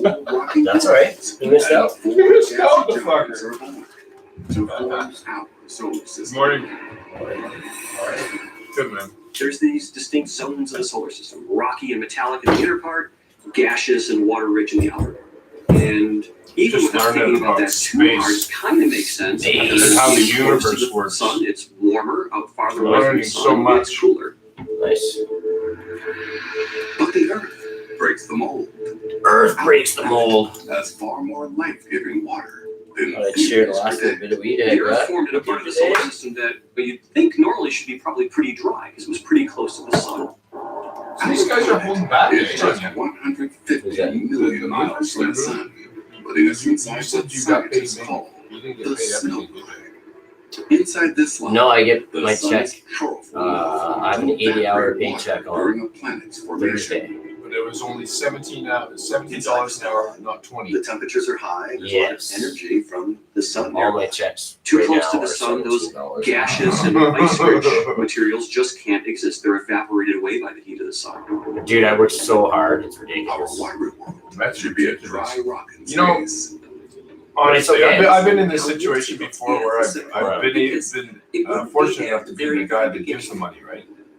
I see a guy like you who works so hard. I'm saying, okay, we're only giving you $20 an hour.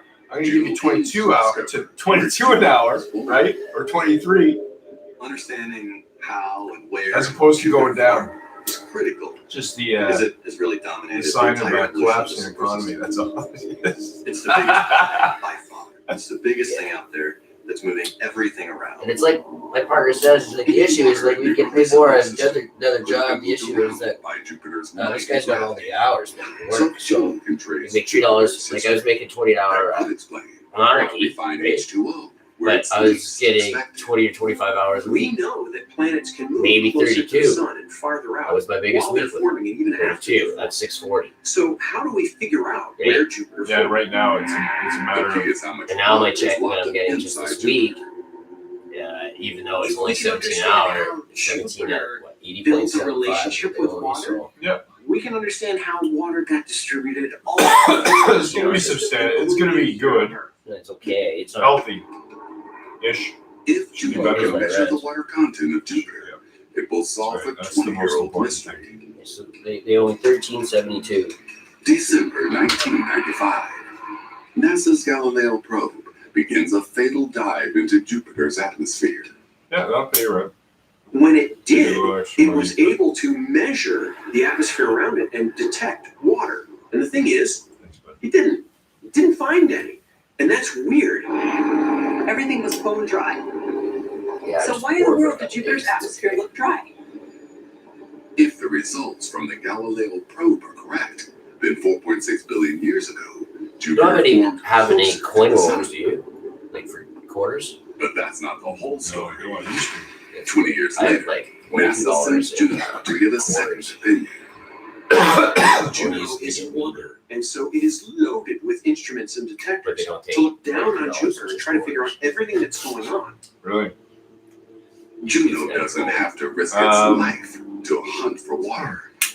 The craft peers You know, you from can Jupiter's clouds using well, I a guess you microwave radiometers to detect The H2O dollar from store, a I think. safe distance. Using these microwaves, Juno builds up a global map of Jupiter's water. Nothing to the dollar store is a dollar anymore. Yeah, there's plenty of water in Jupiter. It's just like, Galileo. oh, well, I can use my dollar here? Oh, that's great. That's what that means. Anywhere else, Yeah. it would have seen plenty of water. Juno's findings may give scientists a clue to understanding where Jupiter originally formed. It seems apparent now that Jupiter. So there is actually a hole. I might be able to get my money back here. Is that Jupiter formed just beyond the snow line, the boundary between the dry inner solar system and the wet Oh, outer right. solar system. Yeah. we find Jupiter is twice as far away from the See, sun I as where really that hope so. original star line would have been. So I'm gonna put it towards the truck. This is telling us something interesting. Oh, man, I think that's a great idea. Jupiter may have wandered from its original position, causing unimaginable chaos. If it's just a 16-footer, we'll do some small jobs on the side. It essentially scatters everything in its path. It's the biggest player. It's the Take half biggest that player. money, half the money that Everything moves I'll get from my truck and then utilize that to towards get a the bigger outer truck. solar system. It slings ice-rich asteroids and comets in towards the sun and towards Earth. And then establish yourself to be the best in the Jupiter would literally, in some sense, That's all have you need to do. snow-plowed Because that's what he into did the inner in- solar system, a on whole that wave island, of right? water-rich planetesimals that would Yeah, have it's just delivered, really much like, of be our the best I got. oceans. I mean, at the end of the day, I Jupiter know was helped a lot of answer people why really, Earth really, is really habitable. appreciate me. There's going to be Despite some people being that I so hate that I'm close to going the to. sun. They're also So going to it hate. was worth That's going okay. all I'm that okay with distance, that. sending It's my Juno all business. the way I out don't here to need get to. closer. Like sometimes you're like, oh, I'm gonna be quiet. No, guys, gonna start fucking telling me to go fuck myself. I'm telling you to go fuck myself. Jupiter's Go fuck yourself. mysteries and its famous features. So I might not necessarily always have like the world's most amazing reviews online. In a sense, but my word of mouth advertising will always be strong. To be stronger. Yeah. Yeah, and people will know that things won't be broken. If it is broken, you'll there's something that you'll work out that's favorable, to the customer. Because customers always, you try to do your best, right? Things happen, work it out between you can do this. Not many people can. That's right. And if someone's being a dick and they're just okay, let's say they're tight on cash and they can't pay their bill at the end, you have the ability to say, no, you're paying the bill. You're paying the bill. Or else you're not getting this. So it's an easy transaction. Just wait till somebody does one thing. They're going to not be very impressed. I had one time I did a job. This is one time in my life in the career of like painting, let's say, right? Because I did a lot of painting. One time a guy said at the end, I didn't like what you did. The job sucked. And I'm not paying you anything. I said, go fucking suck on it. That's what I said. I don't fucking care. $3,000. $3,000. Let's see what happens later on in life when you do that. Only one time. Oh, I never even worried, man. I don't fucking worry about that We shit. prefer HelloFresh over everything Well, else I guess because we all can the other do meal it kits are anyway, too but we'll- fancy. This is something that we actually can do. Even someone like me who has very little experience can I'm nail not it. supposed to be like everybody. No, that's a problem that I had. I'm not here to be like everybody. That's just it. Yeah. I'm not made for everybody. And I think that's a problem where people think that they need to be like for everybody, and it's just not the way it really works. We're so individually, we're going on all our individual paths, and we're creating ourselves, right? Completely different than somebody else. So sometimes it's going to rub the wrong way, but if you don't have that in life, then what's the fucking use? Like, it's fun this way, right? The challenge. But if you're a straight dick, I think you should change up your game. That's all I'm saying. Oh, Yeah. That's what I'm saying today. No. Green Machines, Tuesdays at Right. Macy's. On Discovery Just Science. enough to You have no idea what great opportunities lie ahead for you. And you can to them you can always be the bigger dick. And that's Oh, Ben, like it's true. It's ridiculous, actually. But those people definitely need to change their game. That's why we're here. I try not to want to be there. Sometimes people So you can get back to business. Create your free website at GoDaddy today. Nature can give you extra moments of joy. I found it. Like a warm, loving breeze. Airwick scented oils give you extra moments too by lasting up to 60 days. I did a video. It's just a goofy 30-second video, right? And I just held it here, but I think I was looking through the eye holes of the camera. Okay. And fell on the floor somewhere down last week. And I always find something. I always find it because I know it's here, right?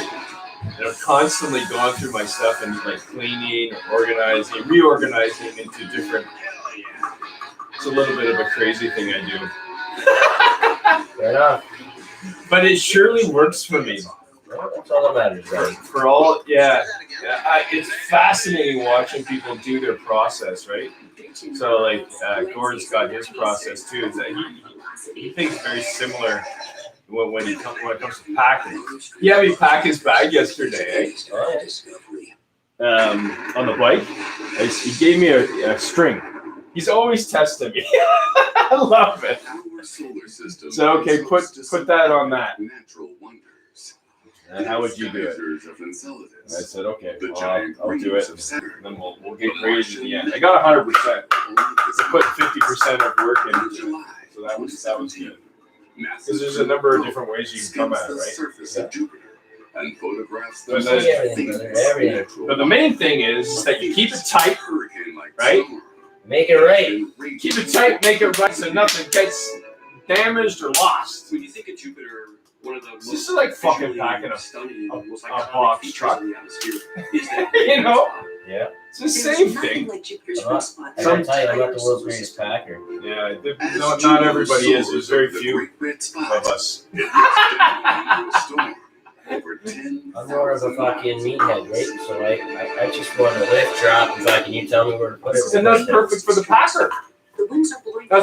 And a packer doesn't mean that fucking packer's not working. Here's the deal. You know what a packer does, eh?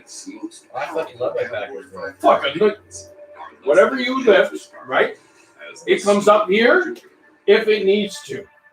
The Great Red Spot is I mean, basically, you're always needing to, right? Because you're building wall. Wall. Yeah. Wall. Yeah. Wall. Because it's all your tiers, right? Like, it's just And then you also, as a packer, need to know what's in that fucking unit. Okay, bring this now because I need a big fucking item. Okay, now I got a big item. Now I need some boxes. It spots temperature changes that follow the storm's iconic shape, tracing the roots of the Great Red Spot deep into the Jovian atmosphere. They found out that it goes down over 200 miles deep into I'd the work for you. atmosphere. There's nothing like that on Earth. I'd work for you. Weather satellites circling the Earth show the greatest cycle. I won't work for you now. If you know that about me already, then I won't work for you. I invest in you. I think that really brings into perspective the massive scale of this planet. There's a lot of my friends I wouldn't ever work with. Juneau's vast turbulent atmosphere It's just how it is. hosts the deepest storm Me and my work, mankind has ever seen. I'm a tough one to work with.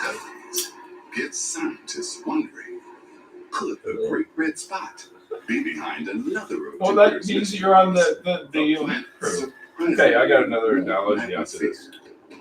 I can't say what, like people either really like working with me or they really hate me, and it takes a certain personality to really like working with me. Because like I chew people, bro. Like I Jupiter's just like 5 times farther from the sun than we are. So it's only getting 4% of the amount of energy from the sun that we do. Pink is good, versus woody is good, and There are like parts of it that are many times warmer than we can explain the subway. people try to get away with all kinds of shit, and I just don't put up with it. I just don't, and I fucking and people don't like Turn when on its you high-resolution you cameras on bring the raging storm below. truth into the game. You don't like it when you bring bluntness. And all I have is a blunt force truth hammer, and it hurts. It hurts a lot. And like people get mad. Yeah. And people get fucking just call me an asshole. I'm insensitive, and then that's the end of that. The atmosphere around it. Peace out, motherfucker. The thunderstorms on Jupiter generate. Gordon's very much like this. Gordon's very much like that. Thunderclouds send sound waves rippling through the storm. I am too. A I sound think I display in those pressure situations of compression maybe, where air and it could be molecules it could be get seen as they get tact, squeezed together. or, And when you squeeze something together, they're a lot closer together. And letting you're gonna things get- go. Where they break, converting sound energy into heat. These sound waves, they crash together, creating a tremendous amount of energy and heating the gases around them. The Great Red Spot has helped heat the Jovian atmosphere for hundreds of years. But new images suggest this may be. So I think I can hold the plank for about 3-4 minutes. Jupiter's red spot is I didn't so want to big. push myself. It's bigger than Earth. 4 minutes is by a long a shot. It fucking seems like it long would be time. an incredibly Okay, well, stable if I thing. can do It's that, just wanna then keep it so 4 minutes is a long time, long time. Recently, Oh yeah, we've yeah, for seen sure. it Once you change. start getting to 4+ minutes, like When you're NASA's all right. Voyager space probe It's not- visited it's not Jupiter in easy to do a 4-minute 1979, Okay. it observed a What storm about 3 minutes? twice Even that even had at 3. reversed. Once you start hitting 2 In over 2, like 2017, you're doing all right. Juno's images show the Great Red Spot So I has figured lost after one-third Hit of 5 its and width. you're But that's you're not in all. like Stratosphere, right? Despite the you're in storm good shrunk in company. size, This is where It's actually if five is the maximum, I think. And like after that's spot Try to go being for the world stretched record. and forced into Jupiter's upper it's what, atmosphere. 18 hours or something. Oh, I love this guy. 18 hours. And he's an old dude. Yeah. He's like closer your fucking hands old. are, the Oh man, I could go for the record And plank. similarly for the storm. How was my plank there? Was that 2-minute plank okay? That was fucking great, bro. For the upper You got atmosphere. that shit. That was good. It was straight enough, right? And we see storms do the same thing on Earth, and when it does that, the wind shear will actually take the top of the storm off and drag Is there it when on. you're planking? So it was we're like watching it very 8 intently hours, over the 1 next few minute. years to Yeah, see if that's that's the what guy. happens on That's Jupiter as the well. longest plank. That guy's It this may be piece of a matter solid of guy. time before Jupiter's high altitude winds tear the iconic storm. I can tell you one thing, bro. There's one thing I'm not ever going to be doing. Oh my god. And it's beating that guy's plank record. But Juno Oh. reveals Wow. other storms hidden in the strangest Yeah. of places. The storm in the You Great know, Lakes. I try not to guarantee too much. You know, I try to say like, Yeah. I try to say like that'll. I like to say I don't like to say never. I am never beating that plank record. I'm not either. That's insane. I don't. But I'm very fucking impressed. 8 hour plank. It's like I'm shaking almost at the beginning. You know? Yeah. Okay, here we go. Our job is to try to figure out what's wrong there. What can these bodies do? Mayday, Tuesdays at 8 Eastern.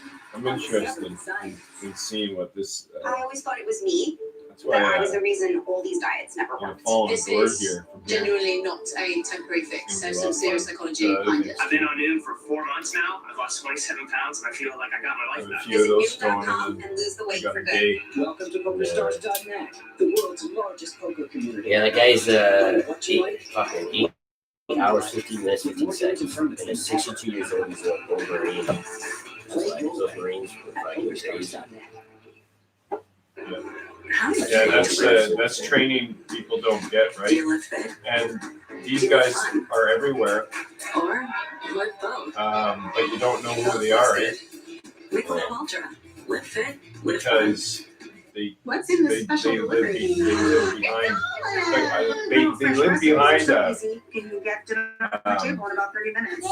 They can't talk very much about what they've done. Family friendly and You know, so They tend to kind of hide in the background, and that's okay with most of these guys, I'm sure. You know? Just have some peace. It's amazing. Dinner is solved with HelloFresh. Join millions of But what they've Canadians and seen try and what Canada's they've most done, recommended meal kit today.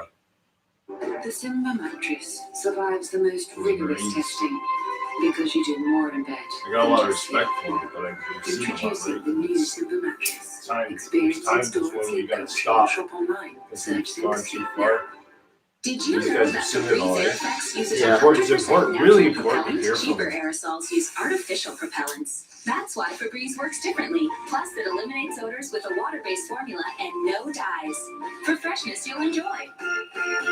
I have no clue what to be afraid of. I'm about to find out. We were at the last. There will be more retail.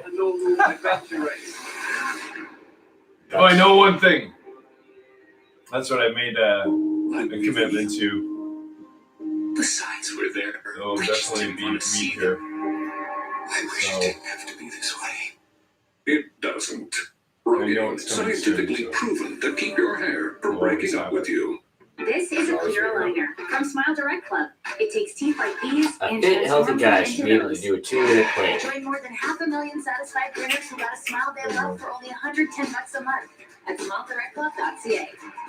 We need to figure out why people are disappearing in the Bermuda Triangle. 3 minutes is a good number to go for. If you want to be. The Curse of the Bermuda Triangle. Sundays at 9 Eastern on Discovery Science. How do I put it back? Naked and Afraid XL, all new Sundays, Discovery and Discovery Go. Closed captioning is brought to you in part by. See, do you want to be the best at one thing? Take control. So here's the thing with planking. Planking is really good at everything. Yeah, I know. That's my big problem. That's this is my thing. It's like this is an actual thing. Like I have like zero fucking discipline. If I can get into one thing, and I'm like mad ADHD, so I just fucking like squirrel and throw myself over everything and do nothing over one thing over a long term. That is I've just not ever really done anything. until now.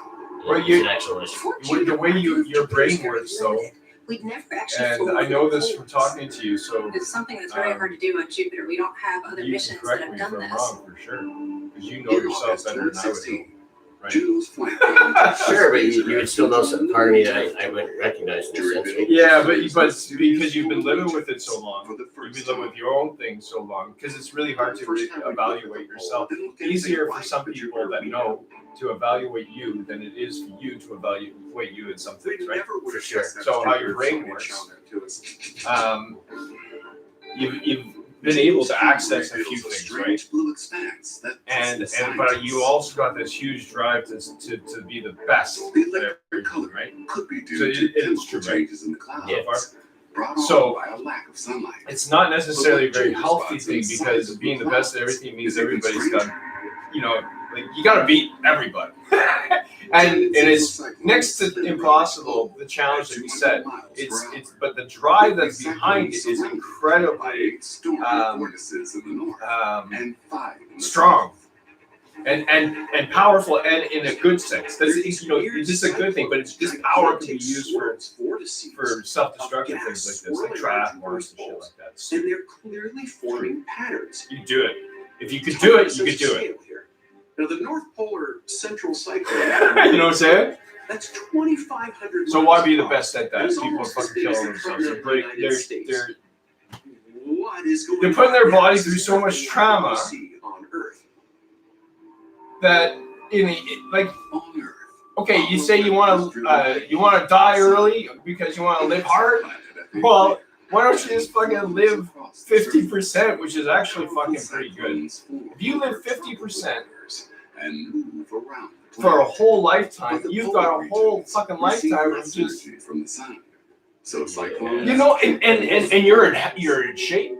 We see that Right. if you're at the equator, it's warmer and it's stormier. If you're Well, Okay, I'm not very good. hold on. So my final point on this, just to kind of come full circle on the idea, right, of your brain. We see lightning and convective thunderstorms at the poles of Jupiter, but not at the So equator. it's That's wasted. sort of the opposite of It's what we see wasted on the energy. Earth. Question is, It's going fucking straight up, as opposed to Jupiter is I got a 5 goal, times further away from the sun which I think than is the a Earth, good goal. and receives only a fraction of the sun's energy. And unlike So that truck Jupiter's polar regions doesn't have to go to seem another be truck to where another it truck to actually another. is. Something is driving the planet's weird weather. Fuck, that's a and fucking Juno stupid scans of the giant plan planet's into thermal be- emissions. Maybe it goes to a truck to a truck to a truck. Jupiter Maybe, itself. but maybe it We goes can actually to a see the internal heat of Jupiter studio coming right up to through. another And truck so Jupiter to will a look very bright in areas where we can see that heat. company. Juno detects All the zero other heat things. beneath Jupiter's You're doing it all at the same time though. Jupiter has so much material, so much mass, so much gravity that the So, interior is incredibly dense and very. You're a hot. genius. At the core, it's I know, probably many thousands because of I'm a degrees genius. hotter than the surface of the sun. That's a fact. This fiery inferno buried in Jupiter's Does that make sense? is a relic. Yeah, you definitely made some sense there, my Billions of friend. years ago, the violent collisions that form the planet leave its core seething hot, a heat that remains to this Yeah. day buried Good. under And thousands most of that miles stuff can be insulating done gas. As the heat in your room slowly leaks outward, by yourself. Jupiter's fast rotating with, atmosphere gets nothing. churned up into vicious cyclones and thunderstorms. You don't need it. And that's what's really driving most of the Because it's weather. the idea. Not the sun, it's Jupiter itself. Your idea. Then combined And with as that the Jupiter drive. soars above the planet, Your drive. it reveals another weather Fuck issue. everybody else. I The swear. planet detects bursts of I don't see it. spiking up to 4 times a second. So- A telltale sign of ferocious lightning strikes. Clouds are moving around in the atmosphere, building up electric charge, and causing bolts of lightning to It's form. good. And we've It's good actually seen this information. with the Juno spacecraft. These are megastorms, orders of magnitude bigger than here on Earth. Whoa. And Juno finds that there's more to these thunderclouds than just I know flashes you- of light.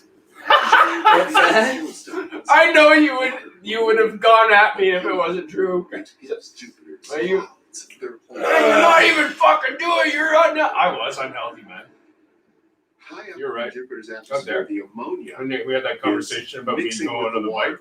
Yeah. It becomes a There was liquid a reason. but it starts I to was- collect there was- ice around it, and it will fall. I'll tell you later. Oh, it's all good. Man. But that was a great thing. I was so free. You know what? We test each other, right? I think we do to a certain degree to be able to know where our limits are, right? In the atmosphere because And then when we know, then we can always, now we know that's the limit. and it gets carried back up. And From so there on, hail is often many layers. Right. and then it's easy from there. And if everybody did that, These icy balls because roll layer someone else's by layer limits as could they be so soar fucking down far, the right? atmosphere. Yeah. If Yeah. they formed in storms, Don't be on so Earth, worried they about that. cause Try to get on serious damage. page with everybody, So if you were because you do this. buzzing around Jupiter, Try to get on near page where with the everybody so storms that were, these You people might get come hit by further hail in, coming up and these or people going come down. further into this, which is This is always one of the most violent, energetic atmospheres in the Right, entire sure. solar system. So the number 9 is an interesting number, Juno is right? revealing For sure. Jupiter's hidden secrets. Because number 9, The what does it mystery of represent? It Jupiter's represents the northern abyss, lights. right? When Juno studied the lights coming from the aurora on Jupiter, it found that something really weird is going on. So what's beyond the We're like $40 short to get home. No. horizon, the event horizon, We got right? 1,500 Right. and 4 days off of work. Ride along. Now is that just a fucking mirror of what's going on here? Breakfast, lunch, and dinner. Maybe. Some barely legal Do we know this one runs and drives? What's that center street point? machines. We're loading the car up on eBay Motors right now. Just don't buy a used Fucking car. I hope we have the thing Space. These guys. sold. Only a matter of time before Where we achieve everything fortune and happens. glory. At the same time, and everything's knowing. Oh no, yeah, number 9. You know, Spirals up, spirals up, spirals up, At Canada spirals up, Protection and Plan, then it just we spirals want up, you to feel spirals up, secure spirals up. and your loved ones Yep. to be financially protected.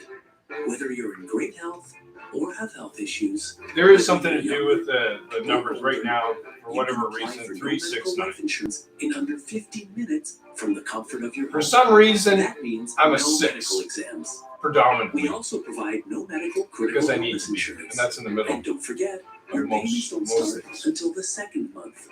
I mean, that's a With good up to thing. $750,000 for no medical and up to $1 million on all of our It's a hard other insurance position plans. to play. Compare 9 us and see that and our 3. rates are among Very the fucking lowest. hard positions to play on Contact your that fucking advisor team. or call us now for a no obligation. Right now. quote. For whatever fucking reason. 208 On this planet. 6060. Right? Canada I don't know if that's the case. Peace of mind. 9 is like the only number that can't be destroyed. You add 9, you add any number to it, it's just mirrored the number. And if you times any number by 9, you always get a 9. Yeah, it's the most magical number of all the numbers.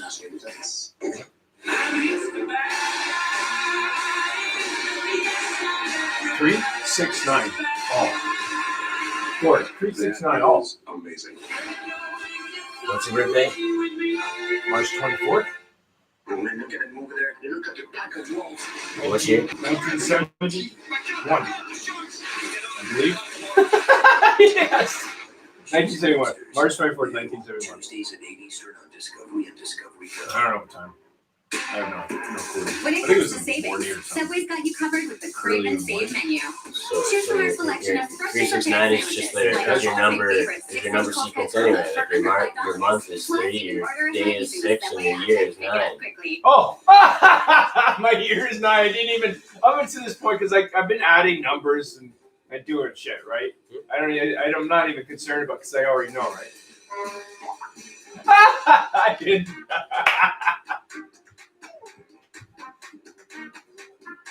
Indeed. That was a good conversation, man. For sure. Anyway, my friends, Yeah. I'm gonna get to stepping. Try to do some shit for my day. I'll be around. This is a Always good chat. from Smile Direct Club. It takes teeth like these and transforms them into those. Join more than 500,000 satisfied grinners who got a smile they love for only $110 a month at SmileDirectClub.ca. Expedition Unknown, Josh Gates tonight, Wednesday, only on Discovery. Deadliest Catch, all new, Tuesday on Discovery and Discovery Go.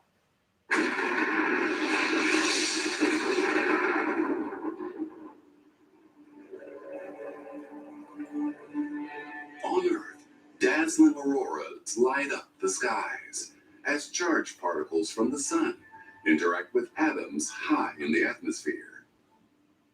Deep in the outer solar system, Jupiter is too far from the sun for strong auroras to form in this way. But high above the giant planet's poles, Juno spots a seemingly impossible light show. The auroras of Jupiter are tremendously larger than the ones that we find here on Earth. In fact, the auroral rings near the poles are bigger than our planet itself. Jupiter's auroras emit primarily ultraviolet and X-ray light, so you can't see it with the naked human eye. But if you could see them and you were at Jupiter, that would be an amazing light show, because those auroras are strong. These glowing displays are evidence of charged particles slamming into Jupiter's atmosphere. But if they're not coming from the sun, where are they coming from? Hunting for an answer, Juno snaps an image of Jupiter's southern lights with its ultraviolet imaging spectrometer. Inside the aurora, it glimpses something strange.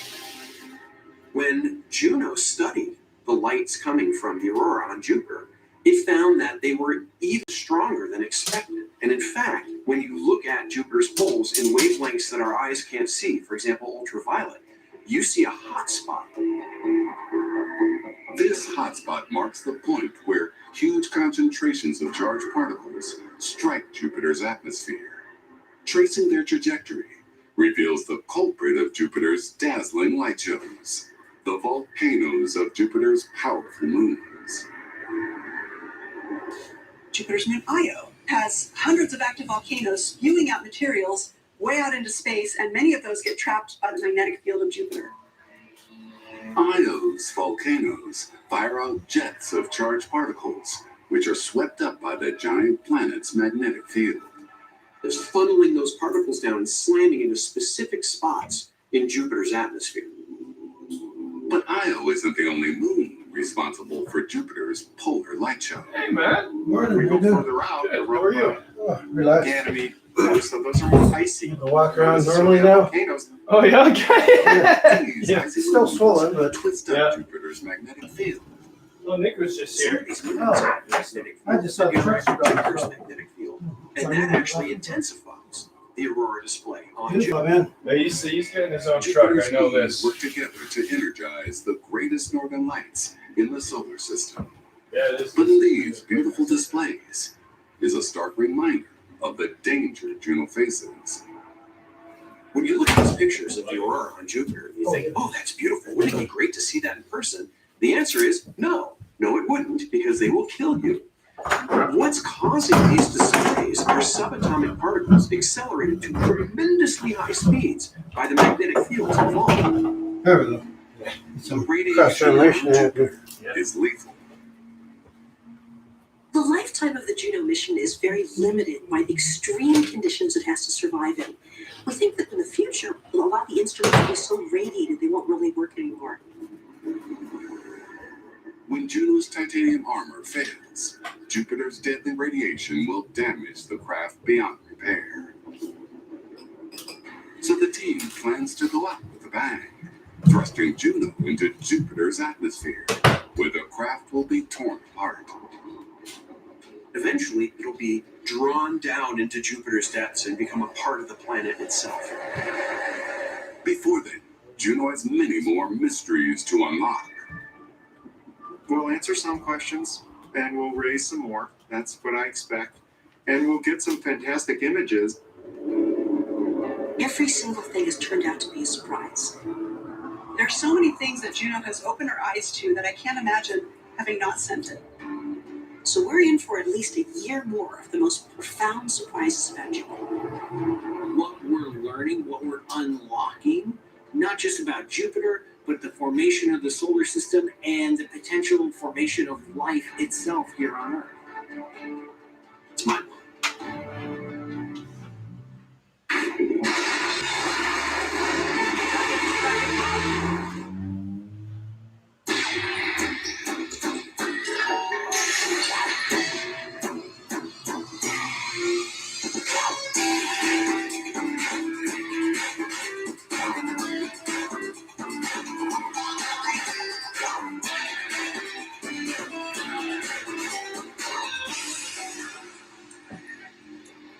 Today, on How It's Made.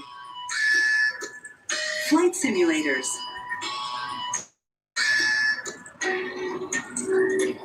Traditional bookbinding. Greenhouse tomatoes. And hurricane-proof shutters.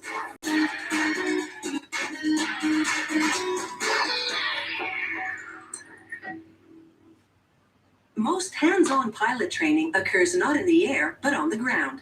The classroom in which this instruction takes place is a flight simulator, a high-tech replica of the aircraft cockpit. Through the magic of sophisticated computer software, the simulator mimics the process and feel of flying the aircraft. The flight simulator can produce darkness or daylight, clear or stormy weather, or an emergency, such as engine failure or a runway tire blowout.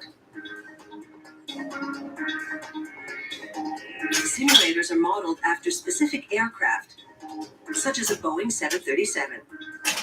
The simulator manufacturer buys the technical data from the aircraft manufacturer, so it can build a cockpit which is an exact replica in both look and feel.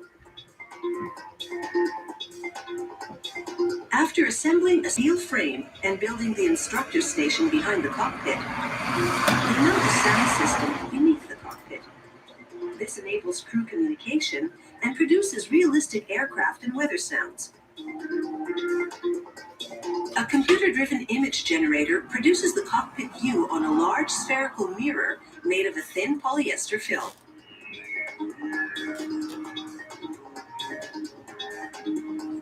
A vacuum pump sucks it flat and wrinkle-free. The image reflecting on the mirror creates the illusion of the infinite view pilots have in a real aircraft.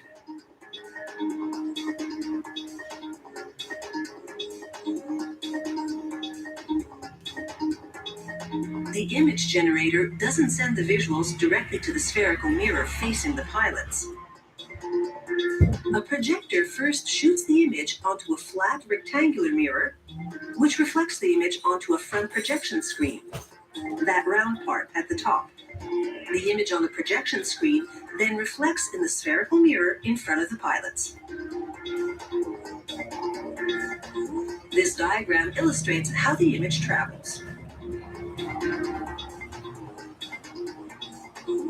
Technicians prepare the cockpit throttles, adjusting the lever tension to be identical to that of the real aircraft. Inside each throttle, they check the thrust reverser, which pilots activate upon touchdown to reverse airflow and stop the plane. Next come the control panels, with all the buttons and switches to operate everything from the engines to the air conditioning to the lights.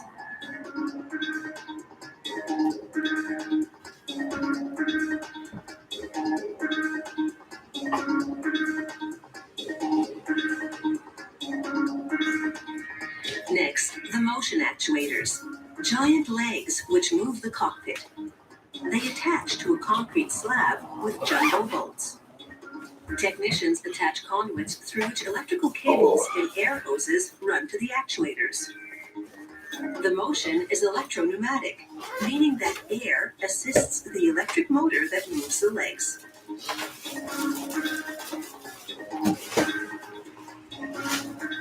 To attach the actuators, technicians activate the brake inside each one. This enables the leg to stretch far enough to reach the base.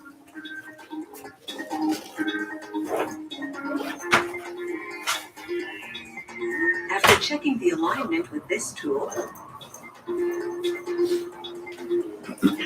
they insert a pin.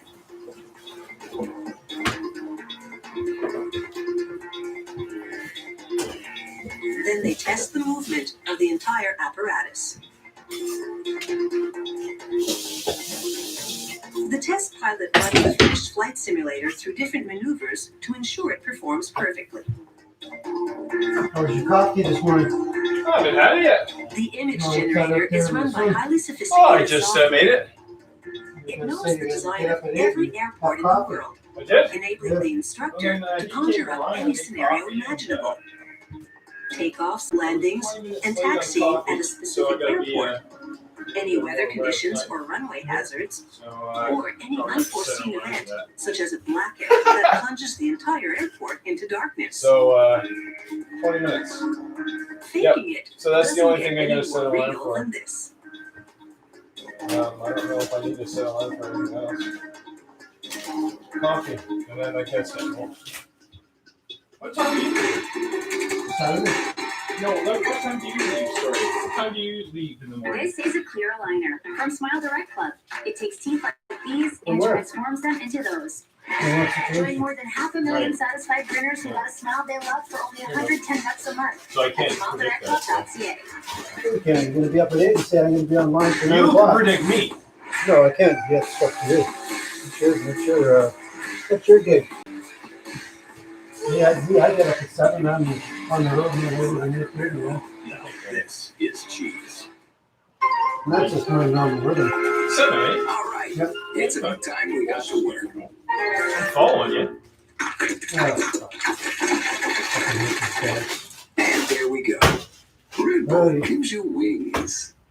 It's the 2 for $6 mix and match at Burger King. Get 2 original chicken sandwiches or make them spicy or get 1 of each with 100% Canadian seasoned chicken. Every choice is the right choice. The 2 for $6 mix and match only at Burger King.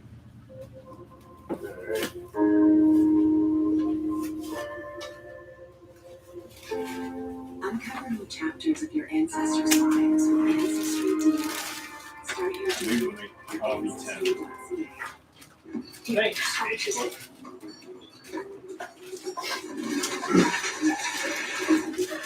On the flavor with fire roasted tomato and olive oil. Bring it with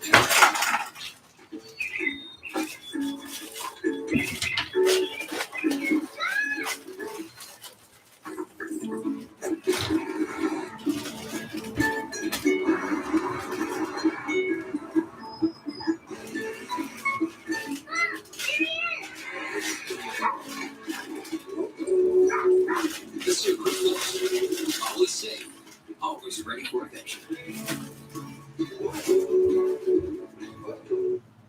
This Bell Media station believes in being accountable to you, the viewer, which is why we participate in the Canadian Broadcast Standards Council. We are committed to upholding the highest standards of broadcast excellence and adhering to the codes of conduct administered by the CBSC. If you have a concern about something you saw on our station, contact us or the CBSC at P.O. Box 3265, Station D, Ottawa, Ontario, K1P 6H8, or visit the CBSC's website at cbsc.ca.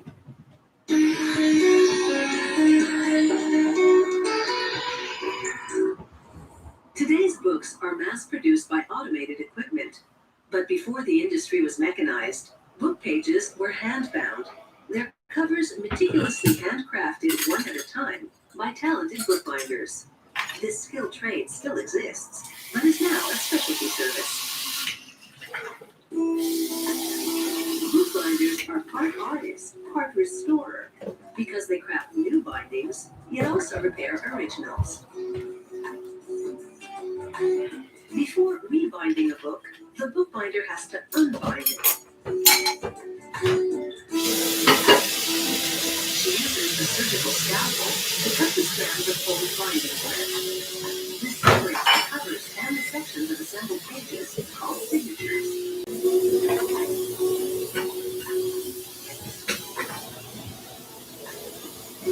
I like bookbinding. Oh man, you made a beautiful book. Just enough to make their I made enough money. You do it? I made $600 making drawing pads and notepads. Between cardboard for support. Beautiful. She draws lines across what will be the spine of the book. It's like, my ex. Then she carefully saws a wife, groove in each line. She knows a lot about bookbinding. She did that. The groove is just big enough to fit a piece of hemp binding cord. One at a time, she reconnects the signatures on a sewing frame. The frame has binding cords that correspond to the grooves she sawed into the signatures. She sews a linen thread horizontally, looping it around the cords. A chain stitch on each end links each signature to the neighboring one. When she's done, she coats the sewn area with glue. She then lays a thin cloth backing over the glue, then closes the book tightly to round the back and form joints into which the book's covers will fit. She perfects the joints using a hammer.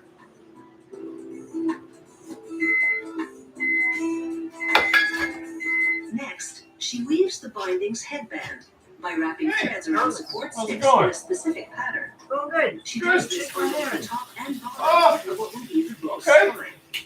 Dry it off first, good though.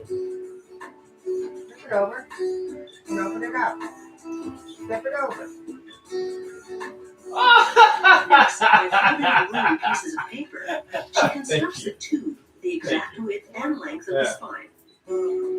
So you back for a while? Like, she glues the tube. you're on a long haul again? Yeah, no. Oh, Just 9:36 good. hour turnaround now. It's exactly what you wanted. And I might be going full-time. Now for the book's front cover. She layers pieces of cardboard to create a design. Better. Then glues it onto a rectangular piece of leather. There's just so much I have to invest in. Like I have to get GPS. She presses the leather against the cardboard with a plastic tool called a bone folder.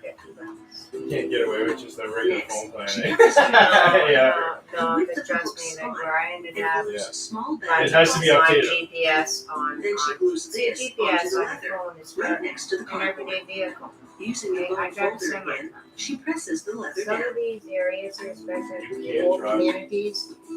The power lines, everything After adding are second too low. cardboard for the It's back not cover, safe, you know. she Right, glues yeah, you these need to know other edges. information. Yeah, so, and now too, like with COVID, Yeah. and that's why one Then of she the, makes two swift incisions to remove a triangle of leather. expensive is because This they produces perfect corners compatible with every time. Wi-Fi and everything, so you get updated on places that are closed that normally would have been open, Yeah. you know.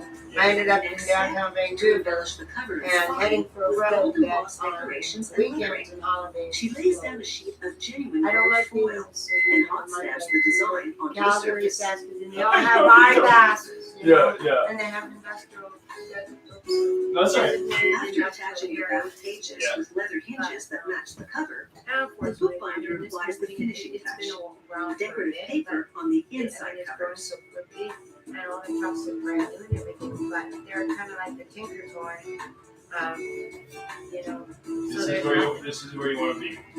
From such But I love traditional being out on styles the to ultra-modern fish See if soup you- carvings. There's sometimes when I'm in Not to when I was judge in these Saskatchewan, books I felt by like their it was covers. corn in a beer popper. Yeah. Because those back roads, it's like a farmer's patch road with whatever they got or something like that. Saskatchewan is not invest in road infrastructure. Closed captioning brought to you by back. Live TV. Watch what you want anywhere on any screen. And I'm looking for a big pet store kind of thing. Yeah. Gonna get stuff on the skid, whatever. I pulled out of there, it's $180. Yeah. It's just a strange thing, but it's cool. But Yeah. I'm The Hutterites are an familiar- interesting bunch. I'm familiar though with the Amish. There Or you go. even That much horse more. and buggy, okay, Iowa, my aunt uncle there. Yeah. Community that is. I think it's cool. So I get just, and I just shut the door. Because everything is better And I'm when you looking, listen. there are these big bins. What's in this special delivery? No, fresh recipes are so easy and you get dinner on the table in about 30 minutes. and it's 35 degrees out. Yeah. from family friendly and we've never had to repeat it this year. But you know, like we How haul, many child I needs did that some your research, schedule is constantly changing and how I'm fresh all is for great Loblaws, to I'm all change for, every day. I am going, It's the amazing. company is Loblaws, they're bringing Loblaws back.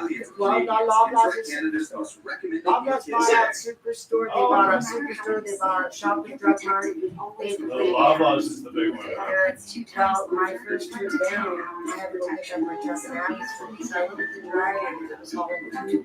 They're called long convoy, LC down, roads, we had 2 weeks for trailers and I went down with I figured God was sitting up there in his hammock having a belt down that one, right? So, cause I was still working for Superstore, like, I was on stress leave, right? Yeah. There was so much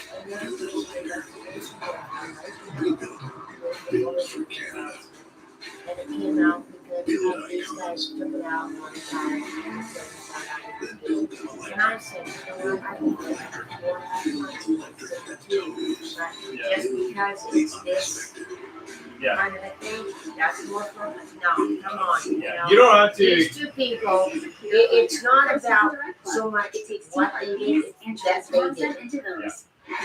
Join more than 500,000 satisfied printers who got a smile they love for only $110 a month. I just ordered glasses, I'm waiting here, I'm gonna show up today, oh god. You want the teeth too, eh? Not yet. Some of the finest tomatoes come not from the I field, thought about but that. from the greenhouse. When cultivating tomatoes indoors, producers can strictly control the growing conditions, so greenhouse tomatoes And then you get a are vacation out of it, right? I don't know about that. Recoup on the beach. Yeah, no. Tastes better too. No, it's. This company grows larger cluster type and smaller cocktail size Well, tomatoes. the It sickness also is produces there, a I cake guess. containing Yeah, tomatoes, but, a bunch of Italian spices, Regardless and a of bruschetta how recipe. politically they okay, all In right. this hydroponic Fair greenhouse, enough. the tomato Okay, plants let's grow call in a it substrate polio. rather than soil. No, Let's just. no, let's not say- call it polio. Let's Because just say. I would say, Let's just say. let's say it was, Polio, okay. polio is out there. It is killing people. Oh, yeah. Regardless of how they're dealing with it, this or that. That part of it is real. Greenhouse workers Yeah, mix you know what? fertilizer Here's the deal, though. primarily This as is how I think iron about it. and calcium This is nitrate. truly how I think about it. You have all They these, dissolve these and additional and we're trying to chemicals catch up in on all water, these. which they then Trying to dilute get and store in vaccines tanks. for these diseases. Yeah. Computerized fertilizer Stupid injectors battle. It's a shoot stupid controlled battle. amounts I'll of the tell you why. solution directly into the irrigation system water supply. Basically, it's just nature's way of Well, because we as a A society new have tomato some plant takes antibacterial. 30 to 55 And we haven't days built to up grow. tolerances Exactly. either, right? So, Another with 8 like, weeks, so and the, it's you know, fully ripened just fruit. because we made a decision Each somewhere plant down the line receives up to that 4 liters of made us fertilized water per more day susceptible. via irrigation. Because we don't have It- that- antibodies. that- can't The hand it to irrigation that system because collects whatever the it plant will doesn't only absorb, inevitably lead mixes to it with weaker fresh water, and adjusts the fertilization, shittier then people refeeds it to the in the plants. long run, right? Or shittier bodies, right? It's in every The task country, of pollination is left to a resident colony of bumblebees. the only places it is hit is where tourism is part of the society. It hasn't The hit plants out grow in at an astounding rate of 20 to 30 centimeters per week. To train them upright so they won't get tangled with neighboring plants, workers twist each one around a This mile is like every week. probably with this, like everything, there's a light. Yeah. Right? And it's closed. And then but it'll open up again somewhere down the line. And you're Tomato gonna plants hear grow to a height of more than 11 oh, meters. fuck that That's shit, man. tornadoes, which Oh. is why once a week, workers lower the plants by 20 centimeters. You just think it through. If you think it through, you'll The lowering process also lines them up at the same height, which makes harvesting much easier.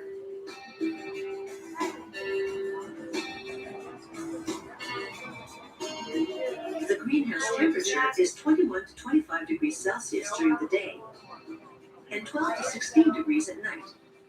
Artificial lighting simulates 18-hour stretches of sunshine. Thanks to these controlled growing conditions, greenhouse tomato plants, unlike field plants, are in continuous bloom. Every week, a new cluster appears at the top of each plant, while a cluster at the bottom is ready for picking.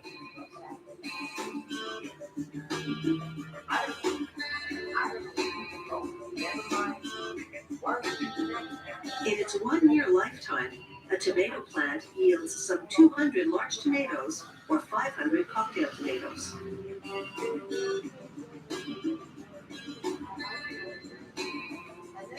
As conveyor belts move the tomatoes through the packaging area, workers separate the green ones from the ripe ones.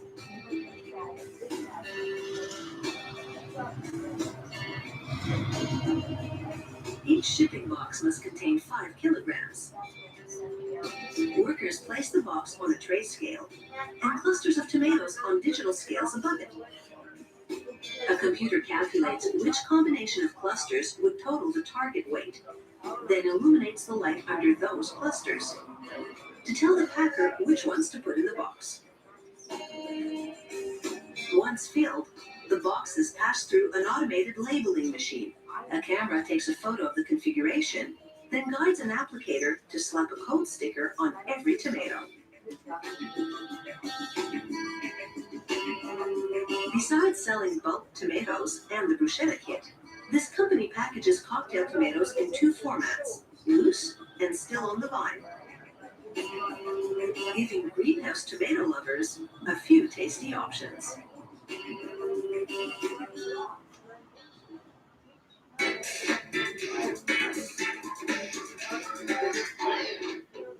At PlayOutJoe.net online casino, we've got over 3,000 games like Wolf Gold and our exclusive blackjack tables.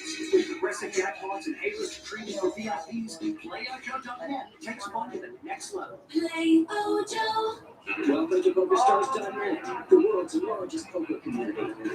Play what you like, when you like, with more games and tournaments than ever. Play your way at PokerStars.net.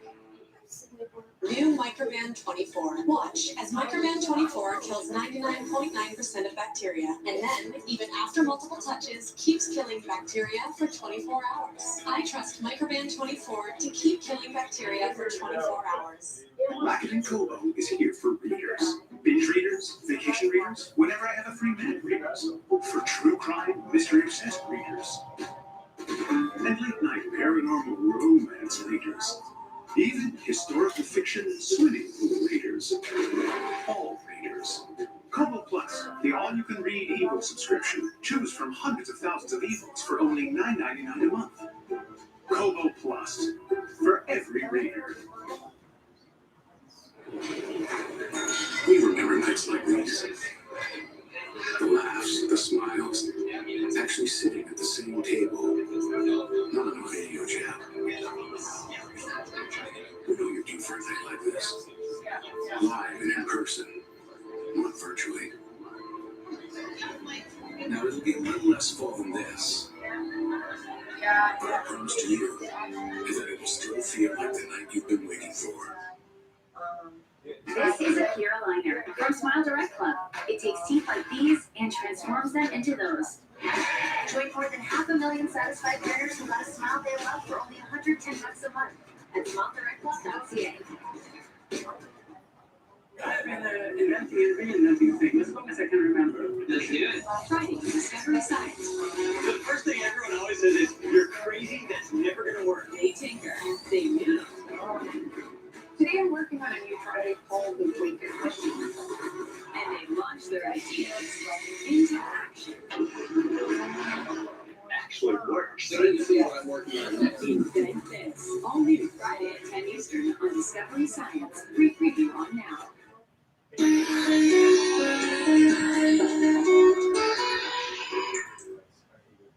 Hurricane-proof shutters prevent violent winds and flying debris from shattering windows.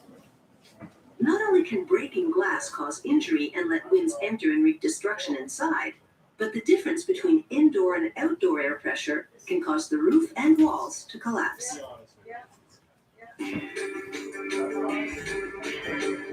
Roll-down shutters move vertically, whereas accordion shutters consist of two sections that move sideways. To make the accordion style, they cut stacks of blades to the height of the customer's window. Blades are interlocking aluminum strips manufactured for the shutter factory by a supplier. Workers assemble enough to build two shutter sections that cover the width of the window. These two sections are called vertical stacks. They punch holes in the last blade of each stack for a locking mechanism. These two blades are called centermates because they overlap at the center of the window and lock together. They slide each centermate into its respective vertical stack. The next step is to attach nylon bushings and wheels, which ride in horizontal tracks installed at the top and bottom of the window opening. Each centermate has vertical locking pins. Activated by a thumb screw, these pins slide through a hole in the track to lock the shutter open or closed. The horizontal slats of a roll-down shutter are made of the same material as the accordion shutter's vertical blades. After cutting the slats to the width of the customer's window, workers assemble enough to cover the window's height. These slats have a different style of interlock than the accordion shutter blades, but they connect the same way. The tongue edge of one blade slides into the groove edge of the next. Nylon locks prevent the slats from disconnecting. After hammering the locks into place, they crimp the edge of each slat. The connected slats will later be coiled around a motorized tube inside the shutter's aluminum housing.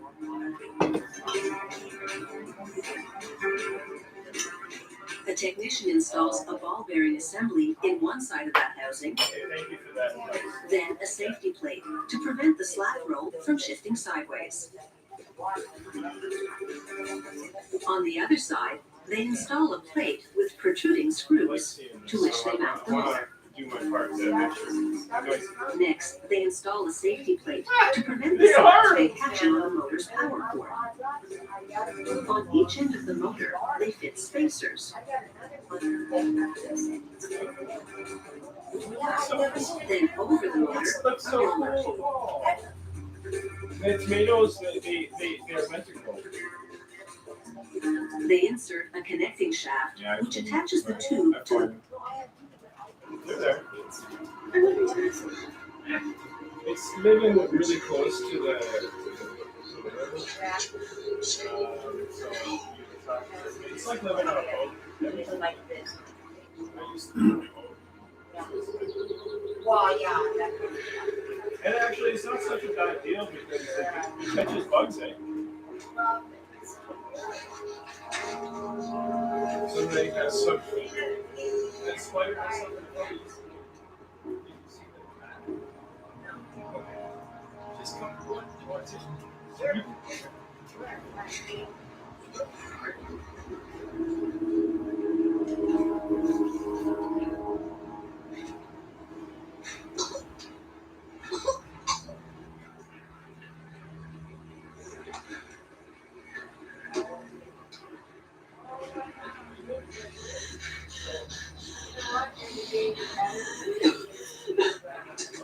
Come on. Get your ass up here. Is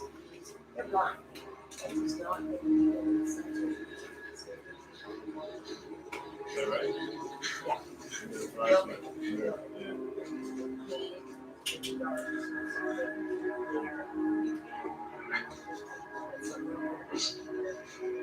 It's out, like, there's no sensory thing here. There's nothing to guide them.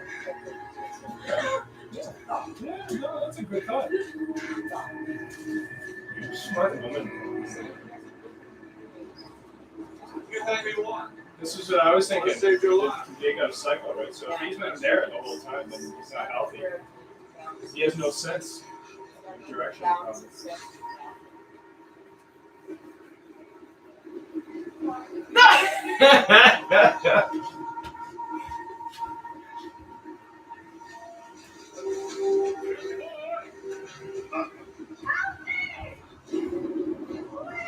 You hear me, boy?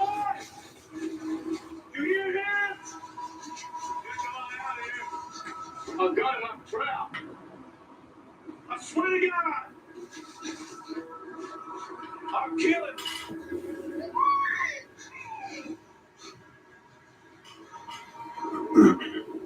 Dad love you.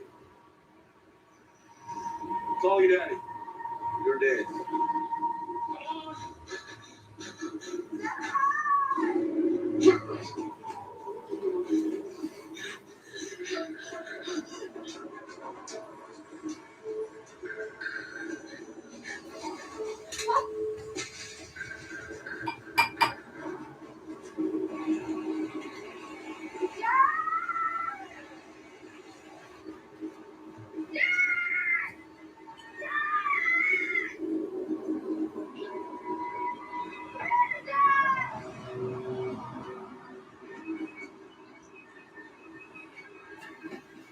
You hear him? His life is coming close to the end. I swear to God. I'll kill him. I promise you that.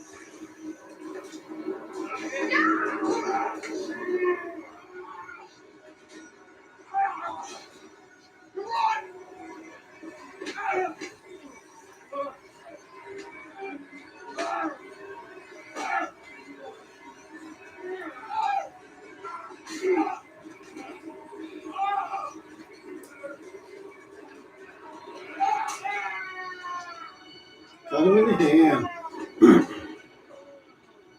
Just get him in the spine and be done with. Quadriplegic. Brendan Fraser. He wants to play around.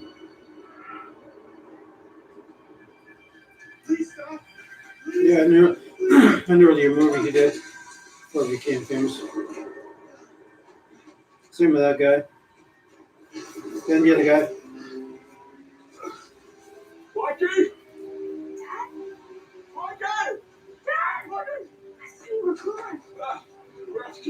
They were very smart because they used their what they had around them.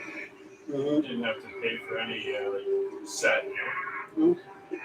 Good story and what.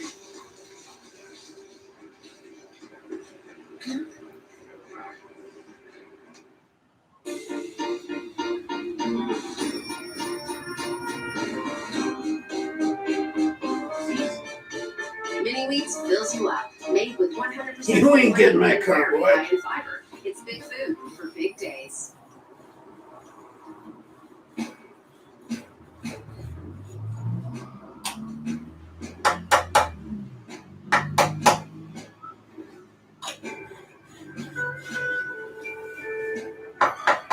say so long summer and hello fall with the new DQ Fall Blizzard menu.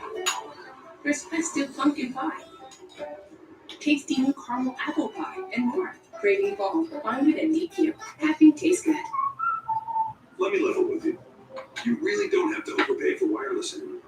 That's why Freedom Mobile has unlimited data plans starting at only $50 a month. And absolute zero phones that are actually $0. With billions in investments, the Freedom Network grows stronger every day, making it faster, reaching farther than ever before. So stop overpaying. Start saving today and join the millions who make the switch to Freedom. How fast does Dove Dry Spray actually dry? Dry Spray dries in an instant, leaving these men with nothing to do in the saddle. Thankfully, we've got something to fill the time, instantly putting these guys back into their comfort zone. Dove Dry Spray dries instantly and keeps you protected for 48 hours. Yeah. Let's go top shelf. Bring home a little luck with new Tim Hortons NHL Superstar Collectible Sticks. You can collect all 6 while supplies last. Oh, baby! The all-new Ford Escape plug-in hybrid reinvents the way you drive in the city, but it doesn't reinvent the unwritten rules of the city streets. Like when the light turns green, you need to go. Seriously, that's your one job. Or if someone takes the time to let you in, you better take the time to thank them. And electric vehicle parking spots? They're for electric vehicles. Let's try though. The all-new Ford Escape plug-in hybrid, built for the city streets.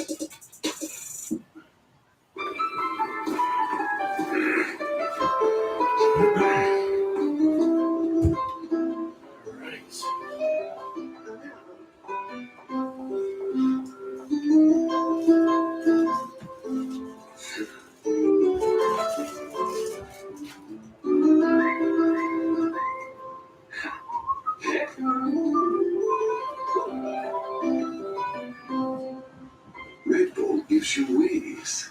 The Little Caesars 5-meat feast just has too many meats to talk about, so we shortened them into one really easy to say word: Big Sausage Rabbi Hamaikin. Get the 5-meat feast with Big Sausage Rabbi Hamaikin, hot and ready, or order online for touchless carryout or delivery. Delivery. Alexander Hamilton! Alexander Hamilton is super cool! It's a better world,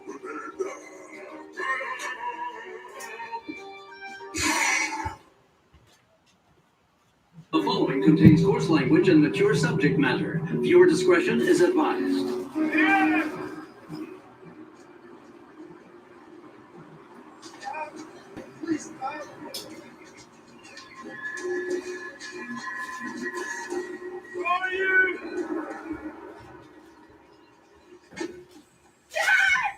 Stop! Please! Stop! Please! Good there. Please don't!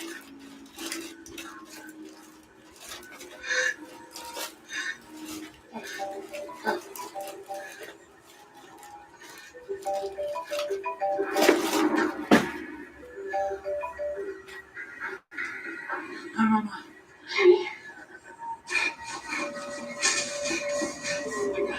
I got her.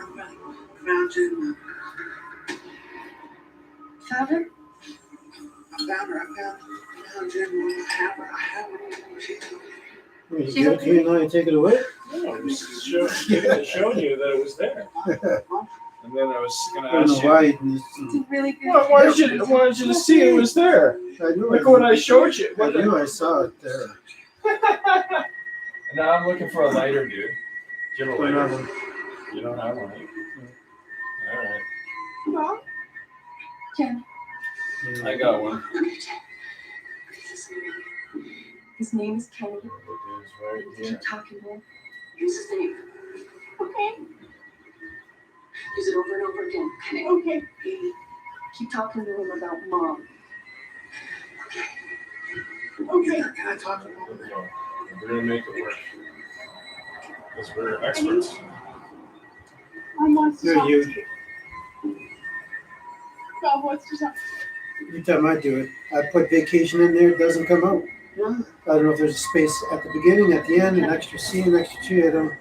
Doesn't work for me. Walter lets me join.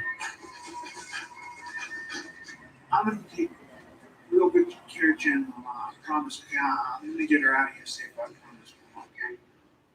I have to go, Mama. Thank you, Katie. Thank you, Kenny.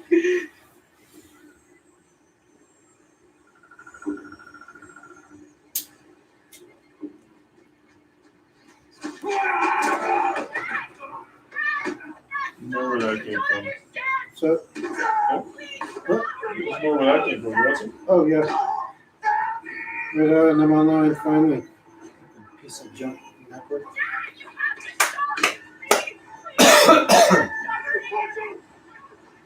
It's from different Karen.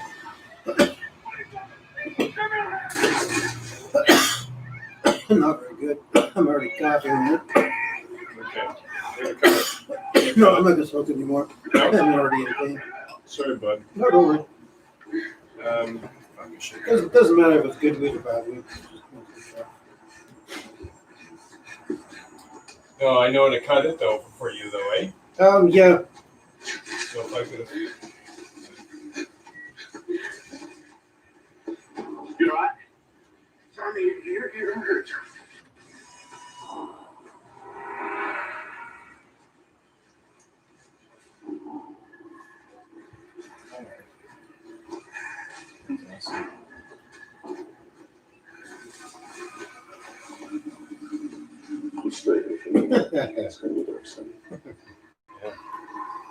Oh, Frankie, you and the boys. You